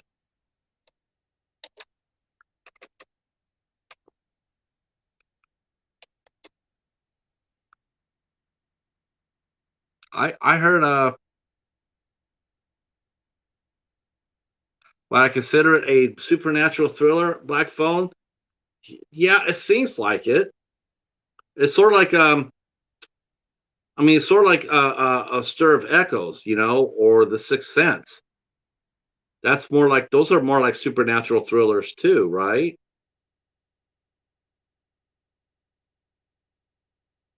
Oh, E.T.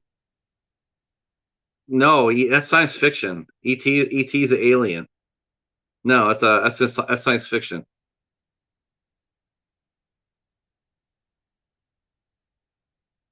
Um, Kal says he take 4 Halloween sequels over the 78 one.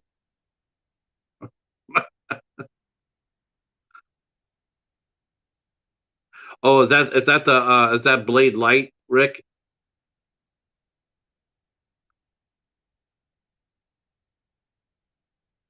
Or if Blade if it was a comedy?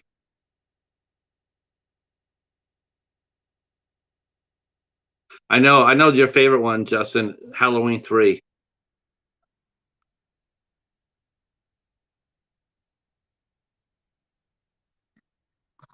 But I want to hear some suggestions. I want to hear some suggestions, more suggestions about who would you want to see for the next Friday the 13th movie. Should we should it just, I mean, should they go back to formula with it? Should they continue to go from the 2009 entry? I think they should go from 2009. I think they should pick it up from there. I really like to see that. I really like to see that. Um, oh, your birthday too? Well, happy birthday to you, Lady Valerie. If I don't see you, thank you so much. Have a safe trip. Take pictures.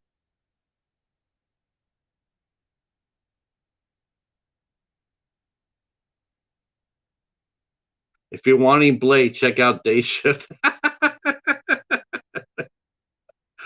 Uh, wow. Well, there you go, Lady Valerie. We're linked by fate, I tell you. That's right.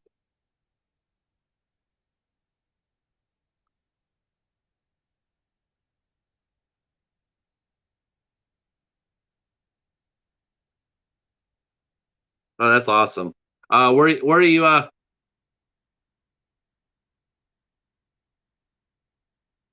Let's see. Which one? Which one?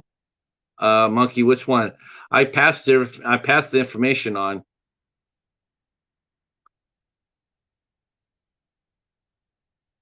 Let's see.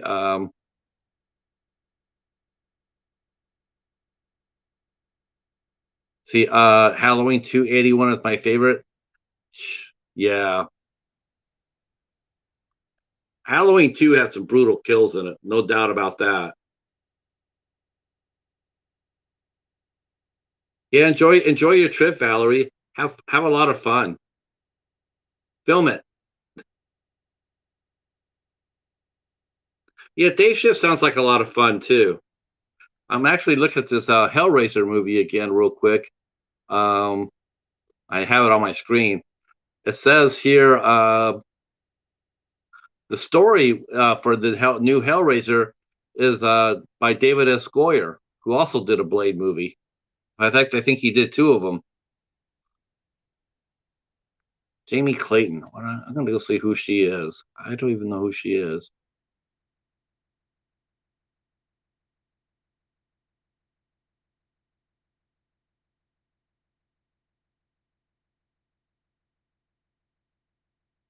Wow, she's relatively new.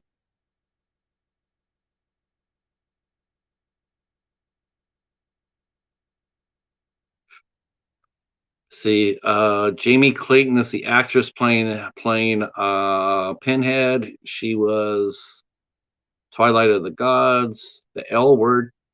Oh, she's in the new L Word series. Oh shoot. Let me see.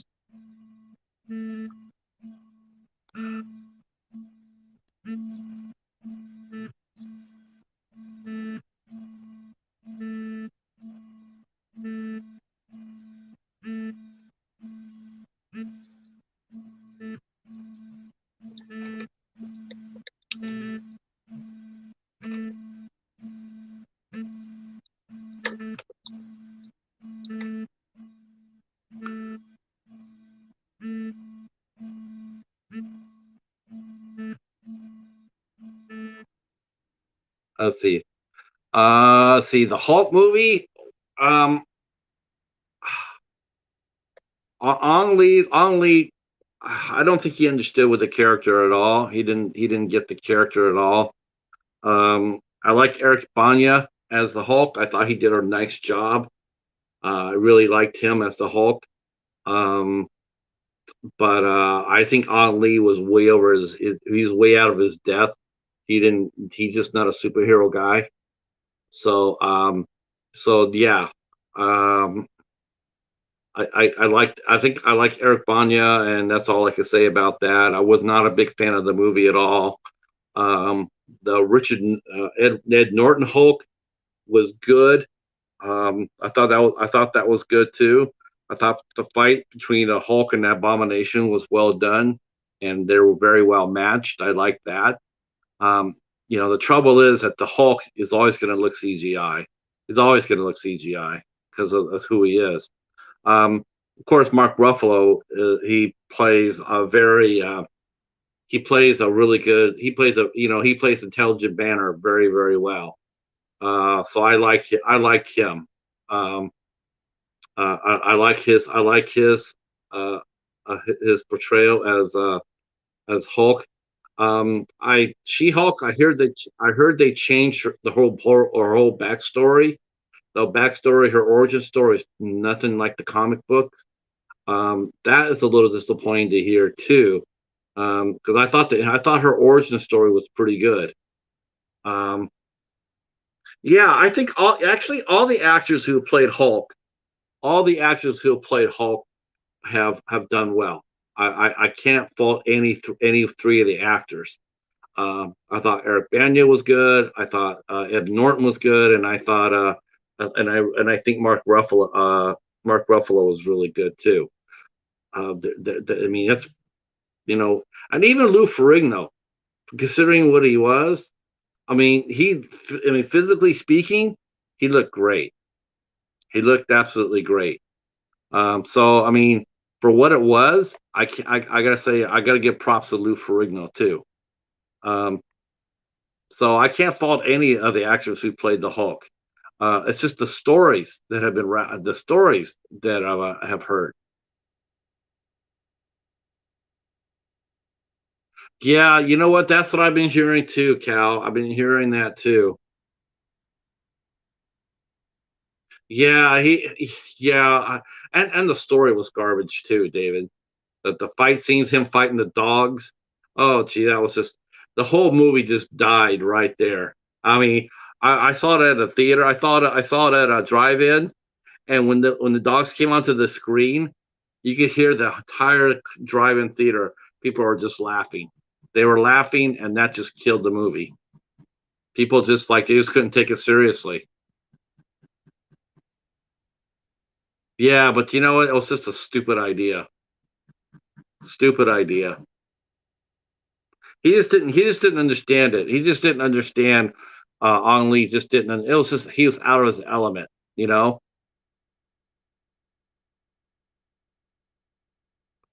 Yeah, you know what? It's like I agree.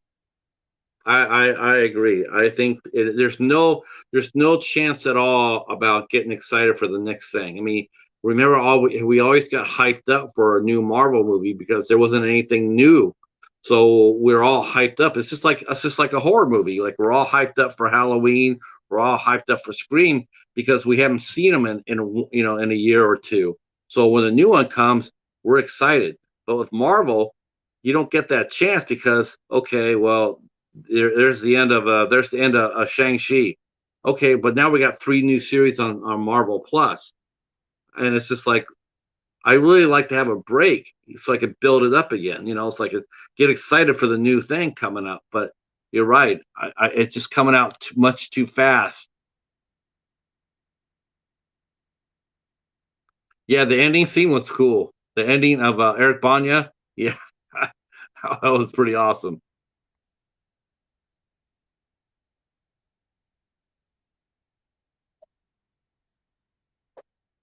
Uh, yeah, but I think as far as going back to the Friday the 13th, I do think that I do think Derek Mears would be the number one choice. For me, Derek Mears would be my number one choice. But if there's any reason why he couldn't do it, then I would like to see Nathan Jones do it. That'd be my second choice. I'm not sure what the physical condition of I don't know what the physical conditioning would be of a Tyler Main, because he's getting older too.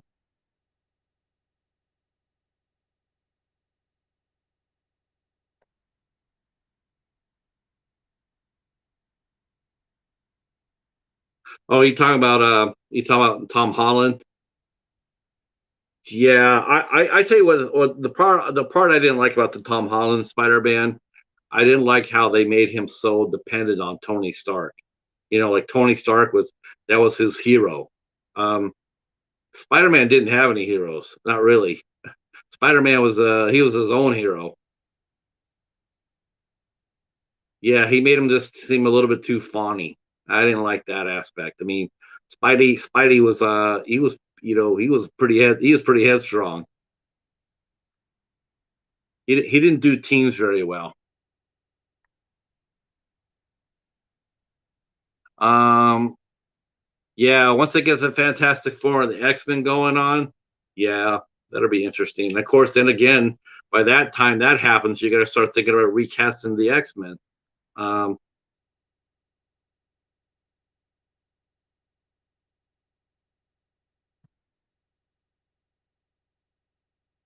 I'm still hoping to find Morbius. I haven't. I still want to see Morbius.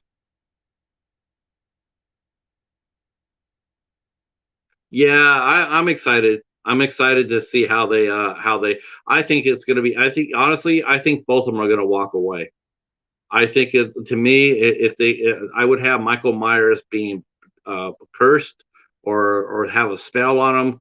I think they're gonna have to go inside and break the spell, and then when they do that, it's going to cause Michael Myers to basically have his memory wiped, and and Laurie Strode can walk away, and Michael Myers will, it'll look like he died, but in reality he hasn't, and they're just gonna, But I think the ending's gonna have. I don't think either one of them's gonna die. I just don't see it. I don't see either one of them dying in the movie. But I do see them getting split apart. Like I said, like Michael Myers is gonna have no memory of her at all, and I think and I'm down with that. Uh, Now that would be interesting, Justin. That would be interesting because that will go right back to Victor Miller, and I don't know if Sean Cunningham would actually bow down enough to actually do another origin movie.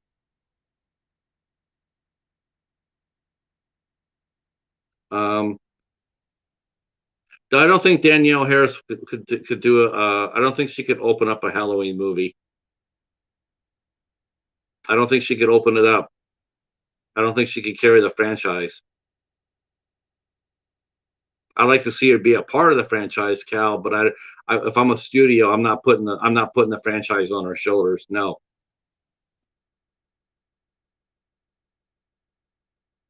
Yeah, it's going to be interesting because I think what's really going to have to happen. They really are going to have to work together. They can't do one without the other. They both need each other. Cunningham and Miller both need each other. Unless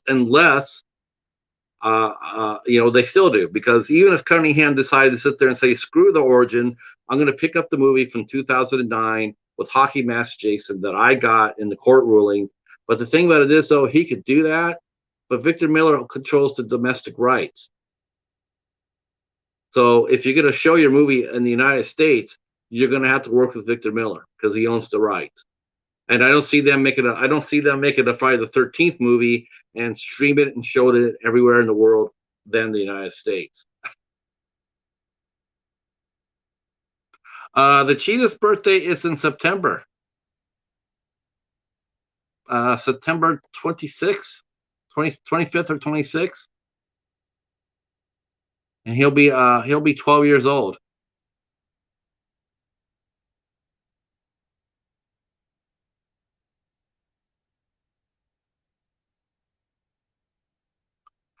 Yeah, but it's the only way it works, though, David. Michael has to be supernatural. He has to be. Otherwise, the premise is absolutely a joke. Because the guy's like he'd be like 85 years old, and then and you saw what happened in Halloween Kills, where he got absolutely he had to walk through a house full of fire, and then he got beat down by a group of citizens, and yet his 85-year-old ass is going to get up and shake that off. No, he is supernatural, unfortunately.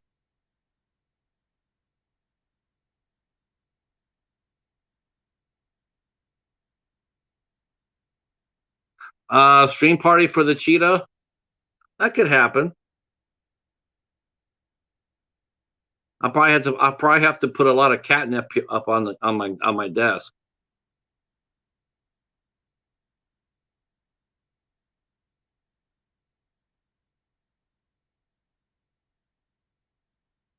Um wow, this girl that's playing Pinhead on this girl is playing Pinhead in the new Hellraiser movie. She's done a lot of sci-fi stuff. She was in the Snowman. I'm sorry. See, she's did God, the Snowman was terrible. Oh man. She did Sense8, Designated Survivor, Roswell, New Mexico. Um, yeah, she could be interesting. I like the idea of making Pinhead into a girl.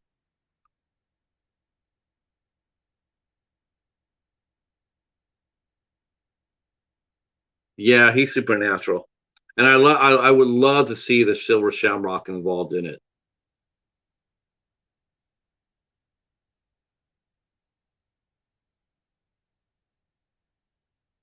I would just to me that would just be the coolest thing though, David, for them to bring the Shamrock Corporation into it.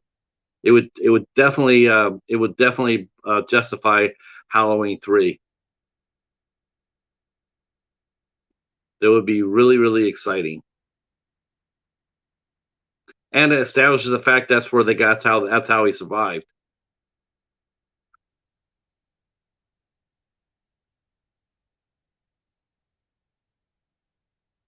I haven't read sheesh. I have not read any Clive Barker books in years. I would have to go back and catch up on that. I have not read any. She's actually, now that I think about it, I don't think I've actually seen a Clive Barker book at the library in forever. I'll have to look next week.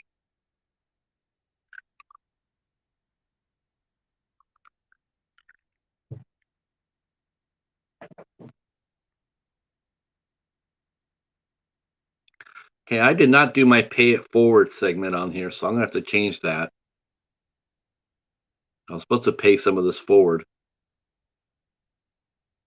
Feels good talking about horror films with you guys. Thanks for hanging out with me. This is a lot of fun. Miss doing it.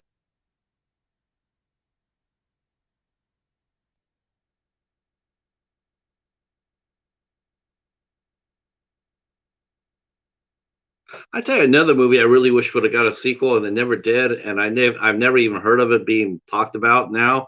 Man, I really would like to see I would really like to see a sequel to It Follows.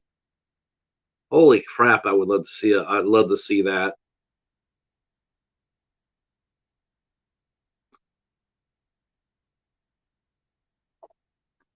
Yes, Evil Dead sequel test. I guess they tested it among audiences at theaters, and the response was so good that they moved it to made a theatrical release.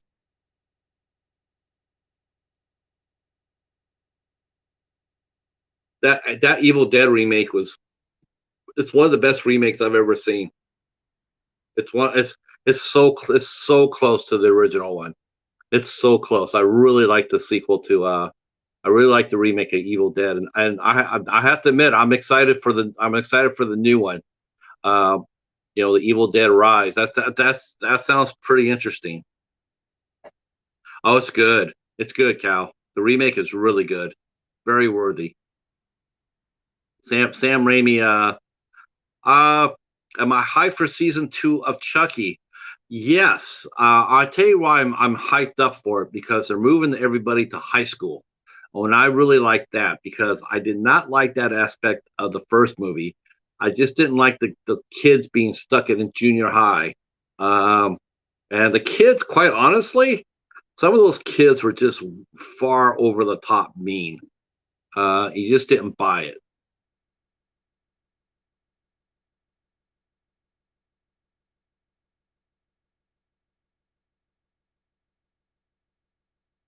God, no. Well, you know what though? I know Bruce Campbell. I know Bruce Campbell's supposed to be producing. Let's see. I'll see if he's a producer on this. Him and Sam Raimi. We'll find out. It makes you sort of hope to hell that neither one of them are involved in it, because I do not want to see a horror comedy for this. For this, no.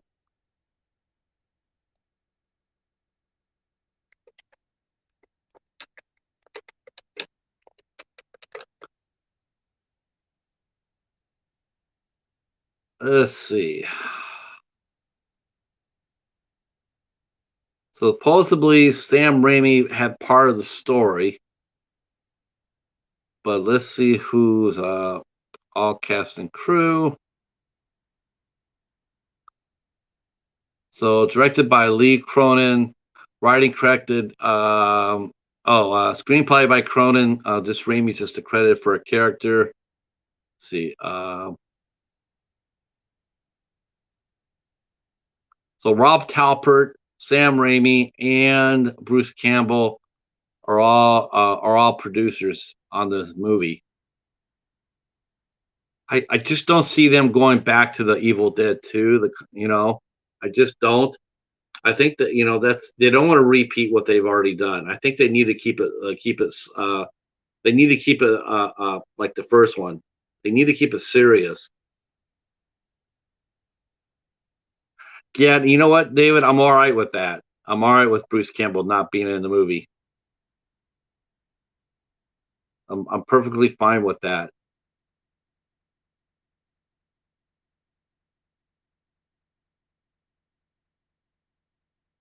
Uh,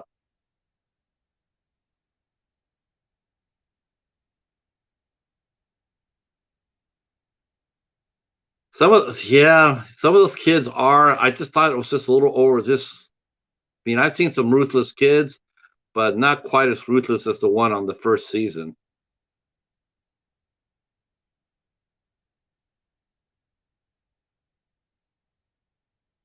I think it really helps too that I really think it really helps too that Jennifer Tilly is not only is she returning, but she's like a one woman promo machine.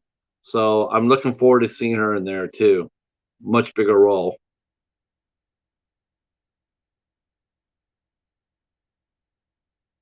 Yeah, that's Jennifer Tilly though.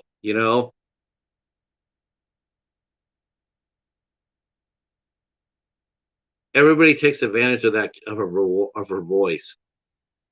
It makes you sort of. I mean, you saw how good that she could be though in a serious role. I'm not sure if you ever seen. I'm not sure if how many people here ever saw Bound that she did with Gina Gershon and Christopher Maloney, but she was really good in Bound. Very low key, very restrained. Good movie. Yeah, Jennifer Tilly. She's yeah.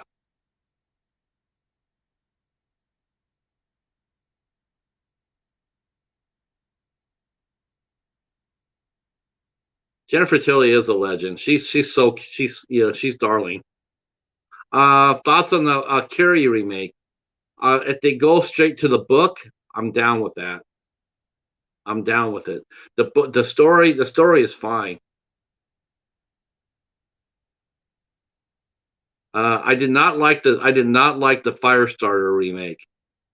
That Firestarter they did on Peacock, that was terrible. Absolutely terrible.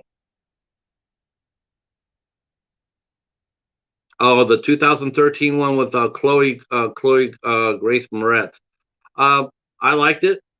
I like Chloe. I think she's a good actress too.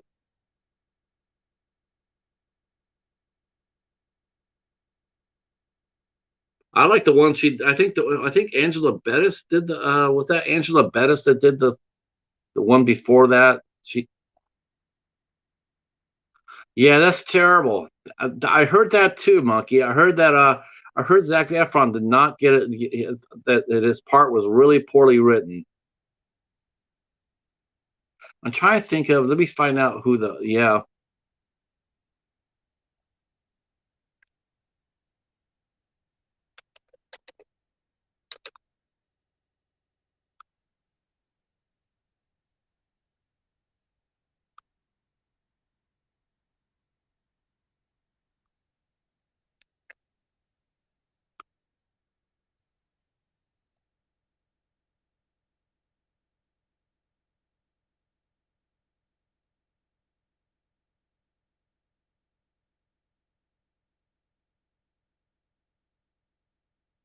the Carrie 2, The Rage with Emily Burgel. I thought that was fine.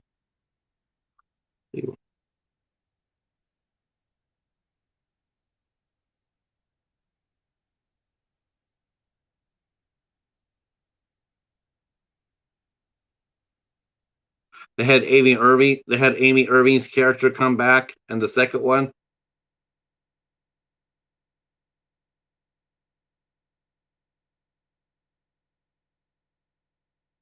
No,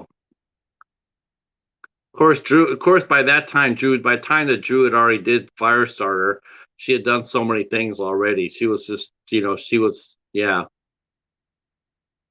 she was already a seasoned veteran. I love Charlie St. Cloud. Yeah, Charlie St. Cloud was a very good movie.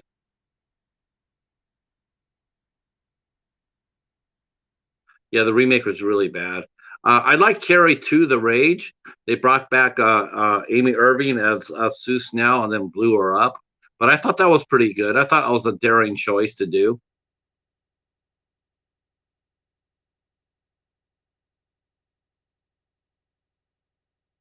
Brightburn 2. Uh, I don't know if if James Gunn can do it. Now, let me ask. I mean, I guess I could look right away, but have they released The Boys on physical media yet? Have they released as Amazon Prime released that yet? The Boys on physical media, or is that still just streaming only?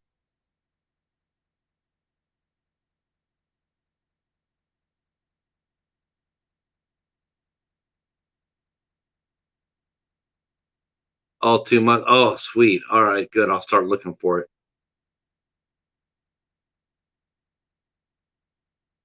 Yeah, the only thing I remember about Carrie 2, The Rage was the fact that they blew up Amy Irving. They released the first two back to back. Oh wow, okay. Sweet.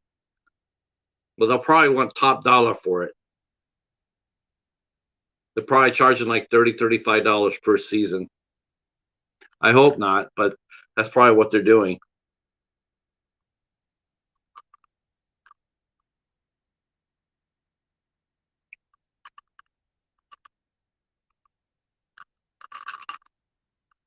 Carrie too. Yeah, yeah. That's gonna be have to see something that it's gonna be 25 $25 Blu-ray or $25 DVD. Well, if it's $25 Blu-ray, that's pretty fair. Unlike Netflix trying to charge $35 for Daredevil.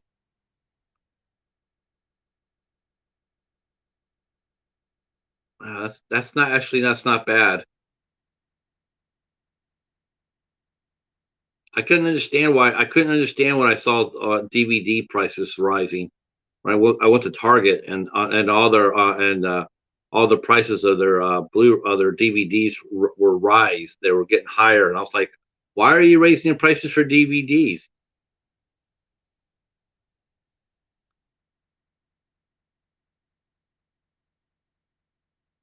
No, I've seen clips of the boys. It looks tremendously fun.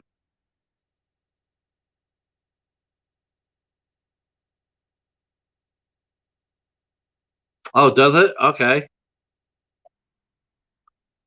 I'll have to take my phone.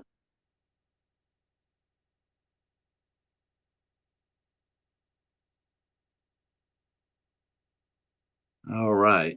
Well, you can tell I have not done this in a long time because my voice is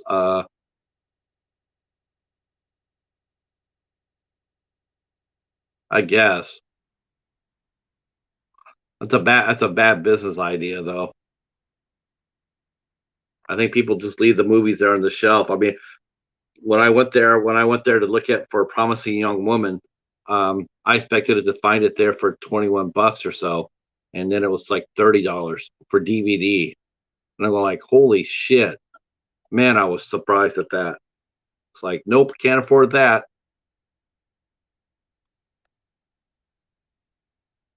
Then I found it on Blu-ray for 10 bucks.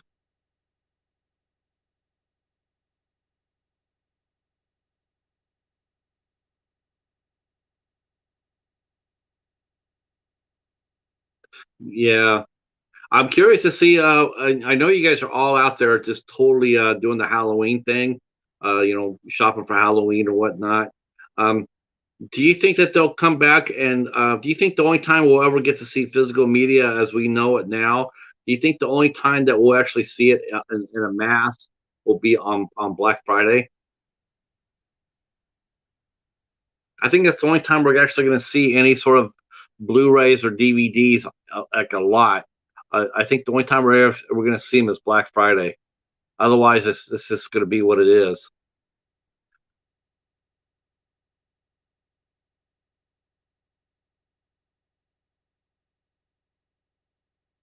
Yeah, that could be it. You know, Charles, you're probably not far wrong about that.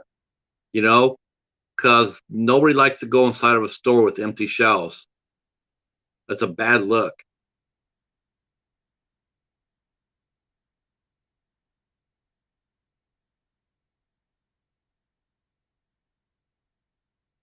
Yeah,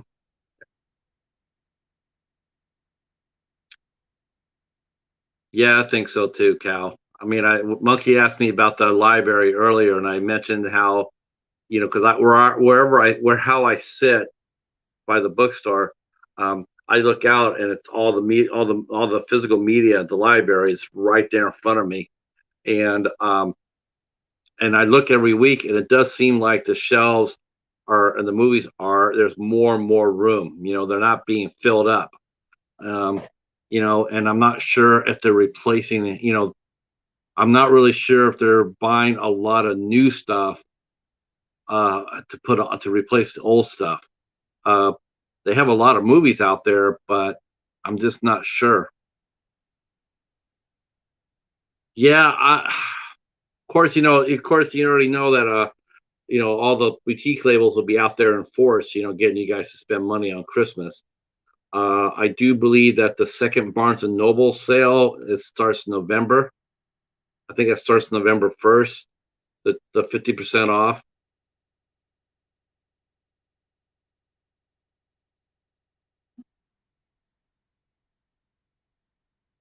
I just have to be patient. That's the first. When you shop and then you collect, you just have to be really patient, and hopefully it'll come to you.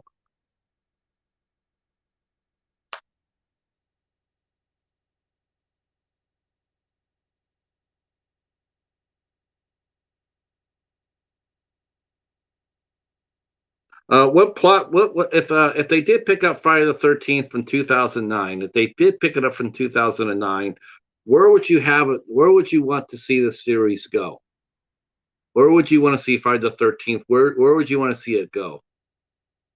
Would you want to see Jason still stay out in the backwoods, Camp Crystal Lake, or would you dare take him to a major city now? And see, it's different now. It's really interesting because when the first time this came out, you got to think of all the tech that was not there. It's like, if you think about it now, doing a modern day Friday the 13th which is why I hear rumors and I hear people comment that they should do a remake instead of back in the 80s. Um, I think if you're going to do a Jason movie in today's world, that's going to be a super challenging to me. It's super challenging. It's how do you root him and how do you root him in today's world? It's not like, I mean, I like the idea in 2009, which I actually thought was really clever, was that he built a tunnel system. I thought that was so cool that they did that. Um, I don't see him doing Robert England. I don't see him coming back. No. Martin Ford for Jason. Is it Martin? Did Martin Ford? Isn't he the strongest man of the world, Rick? See, he's too big. If you're talking like the guy who played the Hound or the Mountain on the Game of Thrones, he's too big. He's lumbering. I mean, he's really lumbering. He would have no speed. Those are like 400 pounders.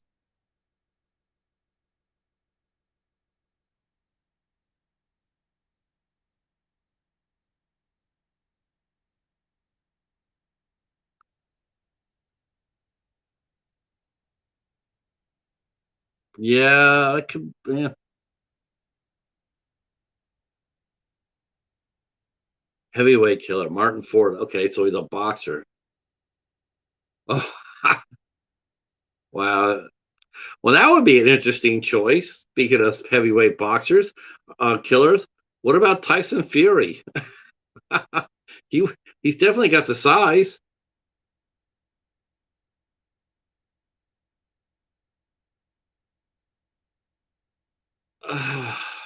For one more movie, man.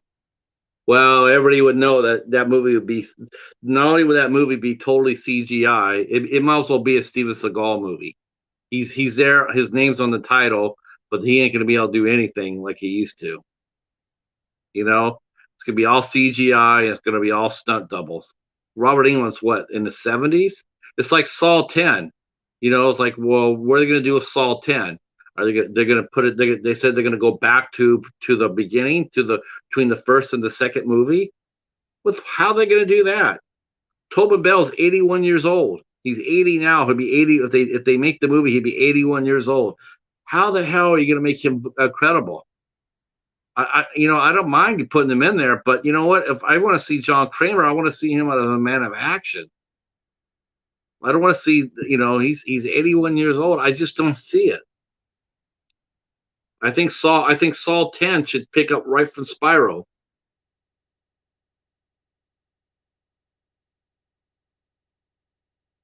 Yeah, Rick, that would be extreme horror to the worst degree. Yeah, he's 81. Yeah, that's what happens.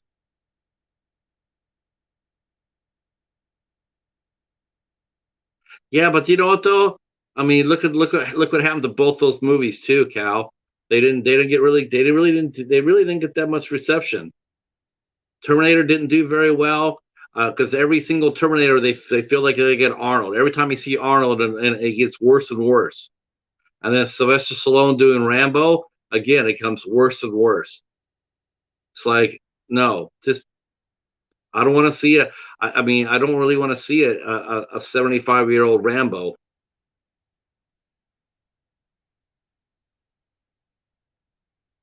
I think they should continue the story from Spiral for Saw.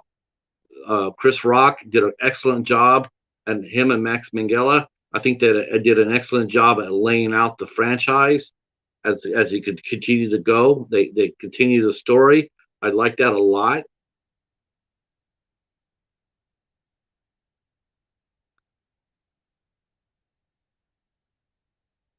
Yeah, 75-year-old Rambo.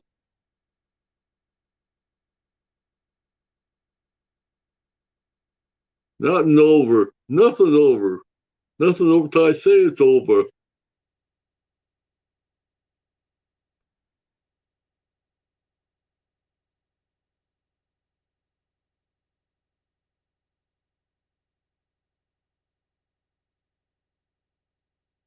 See, you know what? I think okay, maybe Chris Rock wasn't great per se, but you know what? He was good. He was very good, and you know what? I can live with that. I thought he did a fine job in Spyro. I thought the traps were great. I thought the supporting cast was great. I love the fact that they let Max get off. You know, he escaped. I think Spyro did it right. I really did enjoy Spyro a lot. Um, I know that they're yeah, God no. See, that's what I would like to see. You know, like I just yeah, I just don't get it. It's like you know what? It's okay to recast. You know, it's okay. It's all right. It's like you know, like I don't understand how people have a hard time with recasting. They've done it for years with James Bond, and it's never hurt the series. You know, it's never, you know, it just keeps going.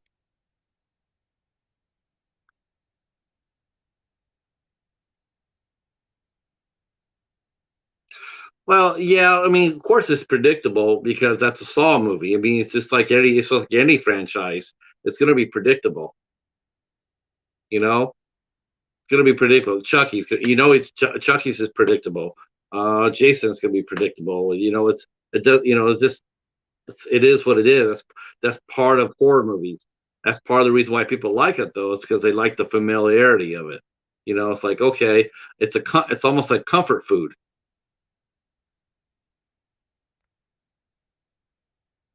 Horror franchises are for people who like macaroni and cheese and chicken. Independent horror are for people who like ghost pepper hot sauce, you know, on their tacos. You know what I'm saying? It's like, you know, if you want to try something spicy, you're going to go the independent route. But if you just want comfort food and familiarity, you go with the franchise. Yes, they do, Charles. And you know what? And for the most part, it goes off without a hitch. You could be watching Deidre Hall on Monday, and be watching Jeannie Francis on a Tuesday, and you wouldn't even know the difference.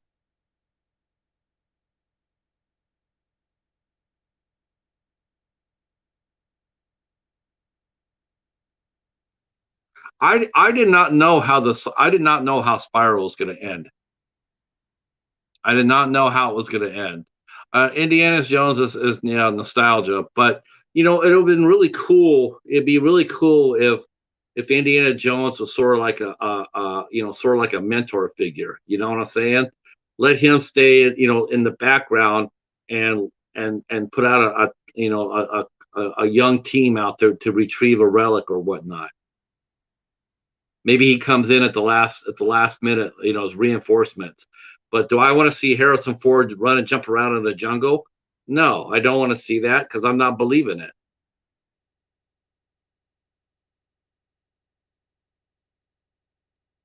See, that's right. That's right.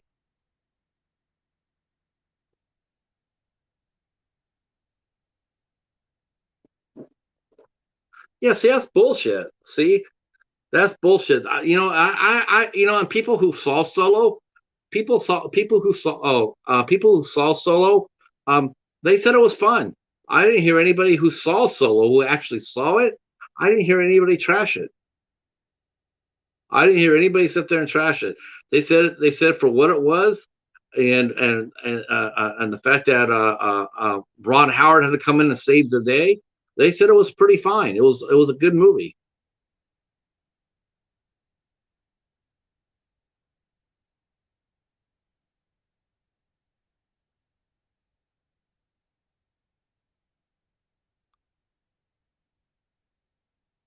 Yeah, you know what though? I'm with you, David. You know what? I had no problem with Shia when he played in the last the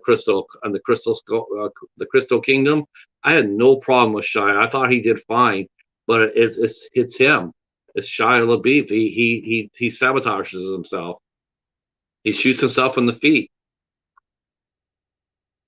I mean, he could be doing a lot of roles, but he's just crazy. He's crazy. He's another. He's another. It's just a lot of. He's just unstable, and I don't think studios are going to really want to work with him. He was working back on reestablishing his goodwill when he did the Peanut Butter Falcon, but then he went back to being his usual, his usual, off the camera antics, and then he ended up getting fired from the fired off that new movie coming out, Everything Will Be Okay, Darling, or whatever it is. He got fired off that, and pretty soon studios just look at him and he's toxic. People don't want to see him. People don't like him. So if you're gonna cast him, you can't cast him in your movie because no one's gonna watch it. Like it's the same thing with Kristen Stewart. Kristen Stewart's a really good actress, but would you trust her to open up a $50 million film? Would you put $50 million on her name to open up a franchise, open up a film? I wouldn't.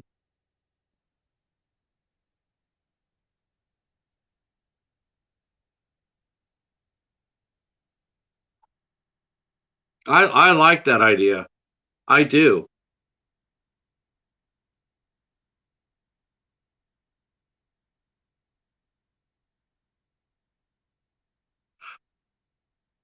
Yeah, he had a lot of good vibe coming off that movie, Charles. I mean, it looked like he was actually getting his shit together. I know he had a rough shoot on Fury, but he was actually putting his shit together, and he came out with Peanut Butter Falcon and did a really good job with that. And then he just crashed and burned again. I thought he was really good in Constantine.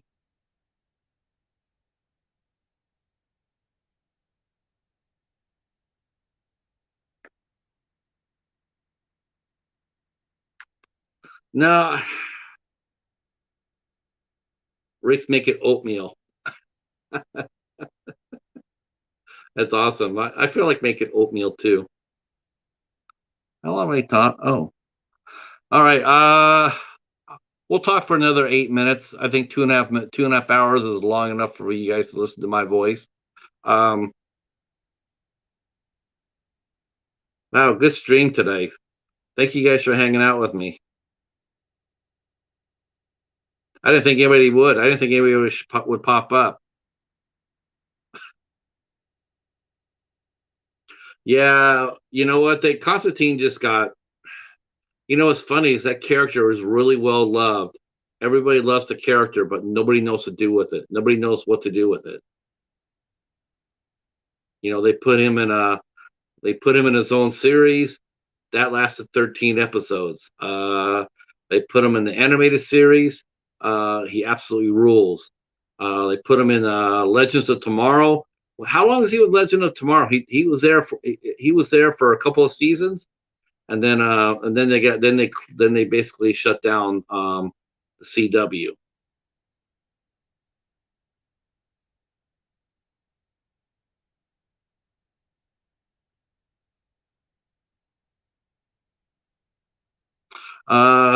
Yeah, we'll be covering John Wick in September.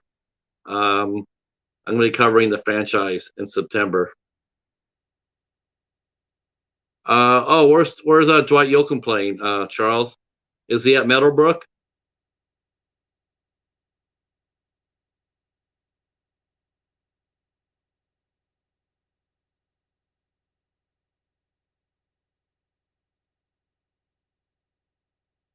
Yeah, I can't wait to get into it. Okay, that's a good venue. That's right. Yeah, that'll be good. That'll be a good show. Meadowbrook's a good venue.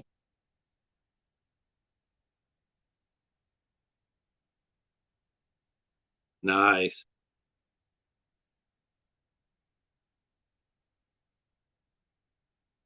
Yeah, Dwight Yoakam's a good singer. I really enjoy him. Yeah, the John Wick movies. I'm looking forward to that. Um, we're gonna sink our teeth into. Really? Oh, they must be papering the room. They didn't sell any tickets. Is he just in concert at Meadowbrook, or is there a festival with it?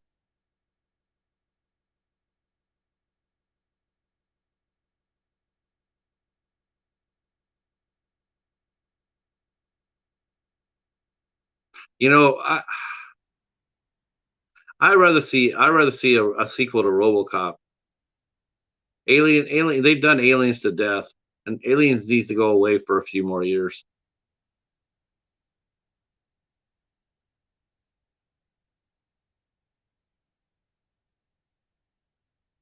I want someone to remake. I want someone to re-jump the Phantasm series. That's what I really like to see. I really like to see someone restart that.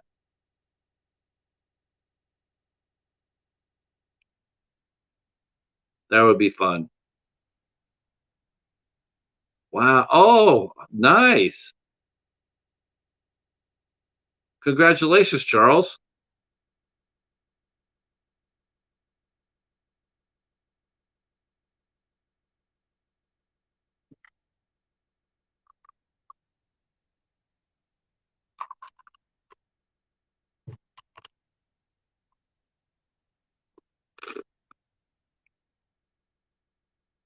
You know what show I wish they would have brought back at the CW?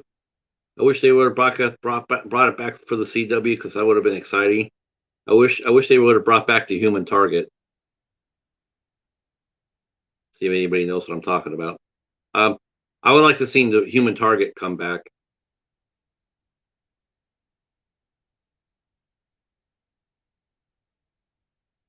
I don't see Sigourney Weaver doing one more. I don't see her doing that again.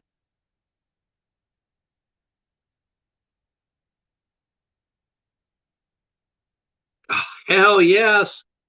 Hell yeah. I'm with you. I'm with you, Cal.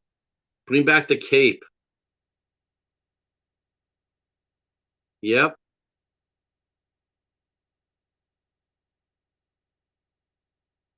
Yeah, but how many years ago was that? She was signed on. Did she sign on before the pandemic? She might have changed her mind though.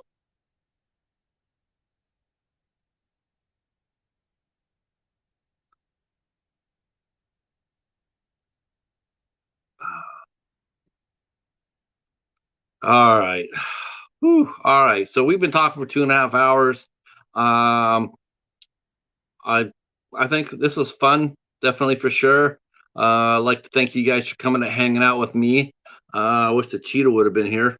Um, if you guys wouldn't mind, maybe going to the community tab and voting for Dollar Tree Theater. The current one is up there. If you guys would do that.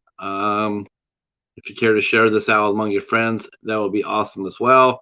Uh, if you're new to the channel, please consider giving us a sub. I am stuck in the six and the I am stuck in the 760s. I'd like to get out of that. I would have liked to gotten out of that before I came back. Um, we will be back probably sometime we'll be back on Sunday. We will be talking about a House by the Cemetery Sunday night at 8 p.m. on Al Ricard's channel. Then me and David and Mary Wilson and Ben from Gadara Club, we are all running over to hang out at we're all running out to hang out at American Werewolf in New Jersey's channel at 6 p.m. Eastern time for Werewolves Within. Next month September, David will be hosting the ISC Midnights, and we will be looking at The Wretched. David picked us to look at The Wretched. That will be next September. That'll be on September 25th. September 25th, we'll be looking at The Wretched on David's Horse channel. So please bookmark that and write that down. And when he posts up the page for the show, I'll be sharing that among my I'll be sharing that out on my community tab. All right, boys and girls, thanks so much. And we will talk at you maybe later tonight. See how I feel. Right now, my voice is about gone. So I'm going to get out of here. Thanks so much. And we will talk at you soon. Peace. Thank you, David.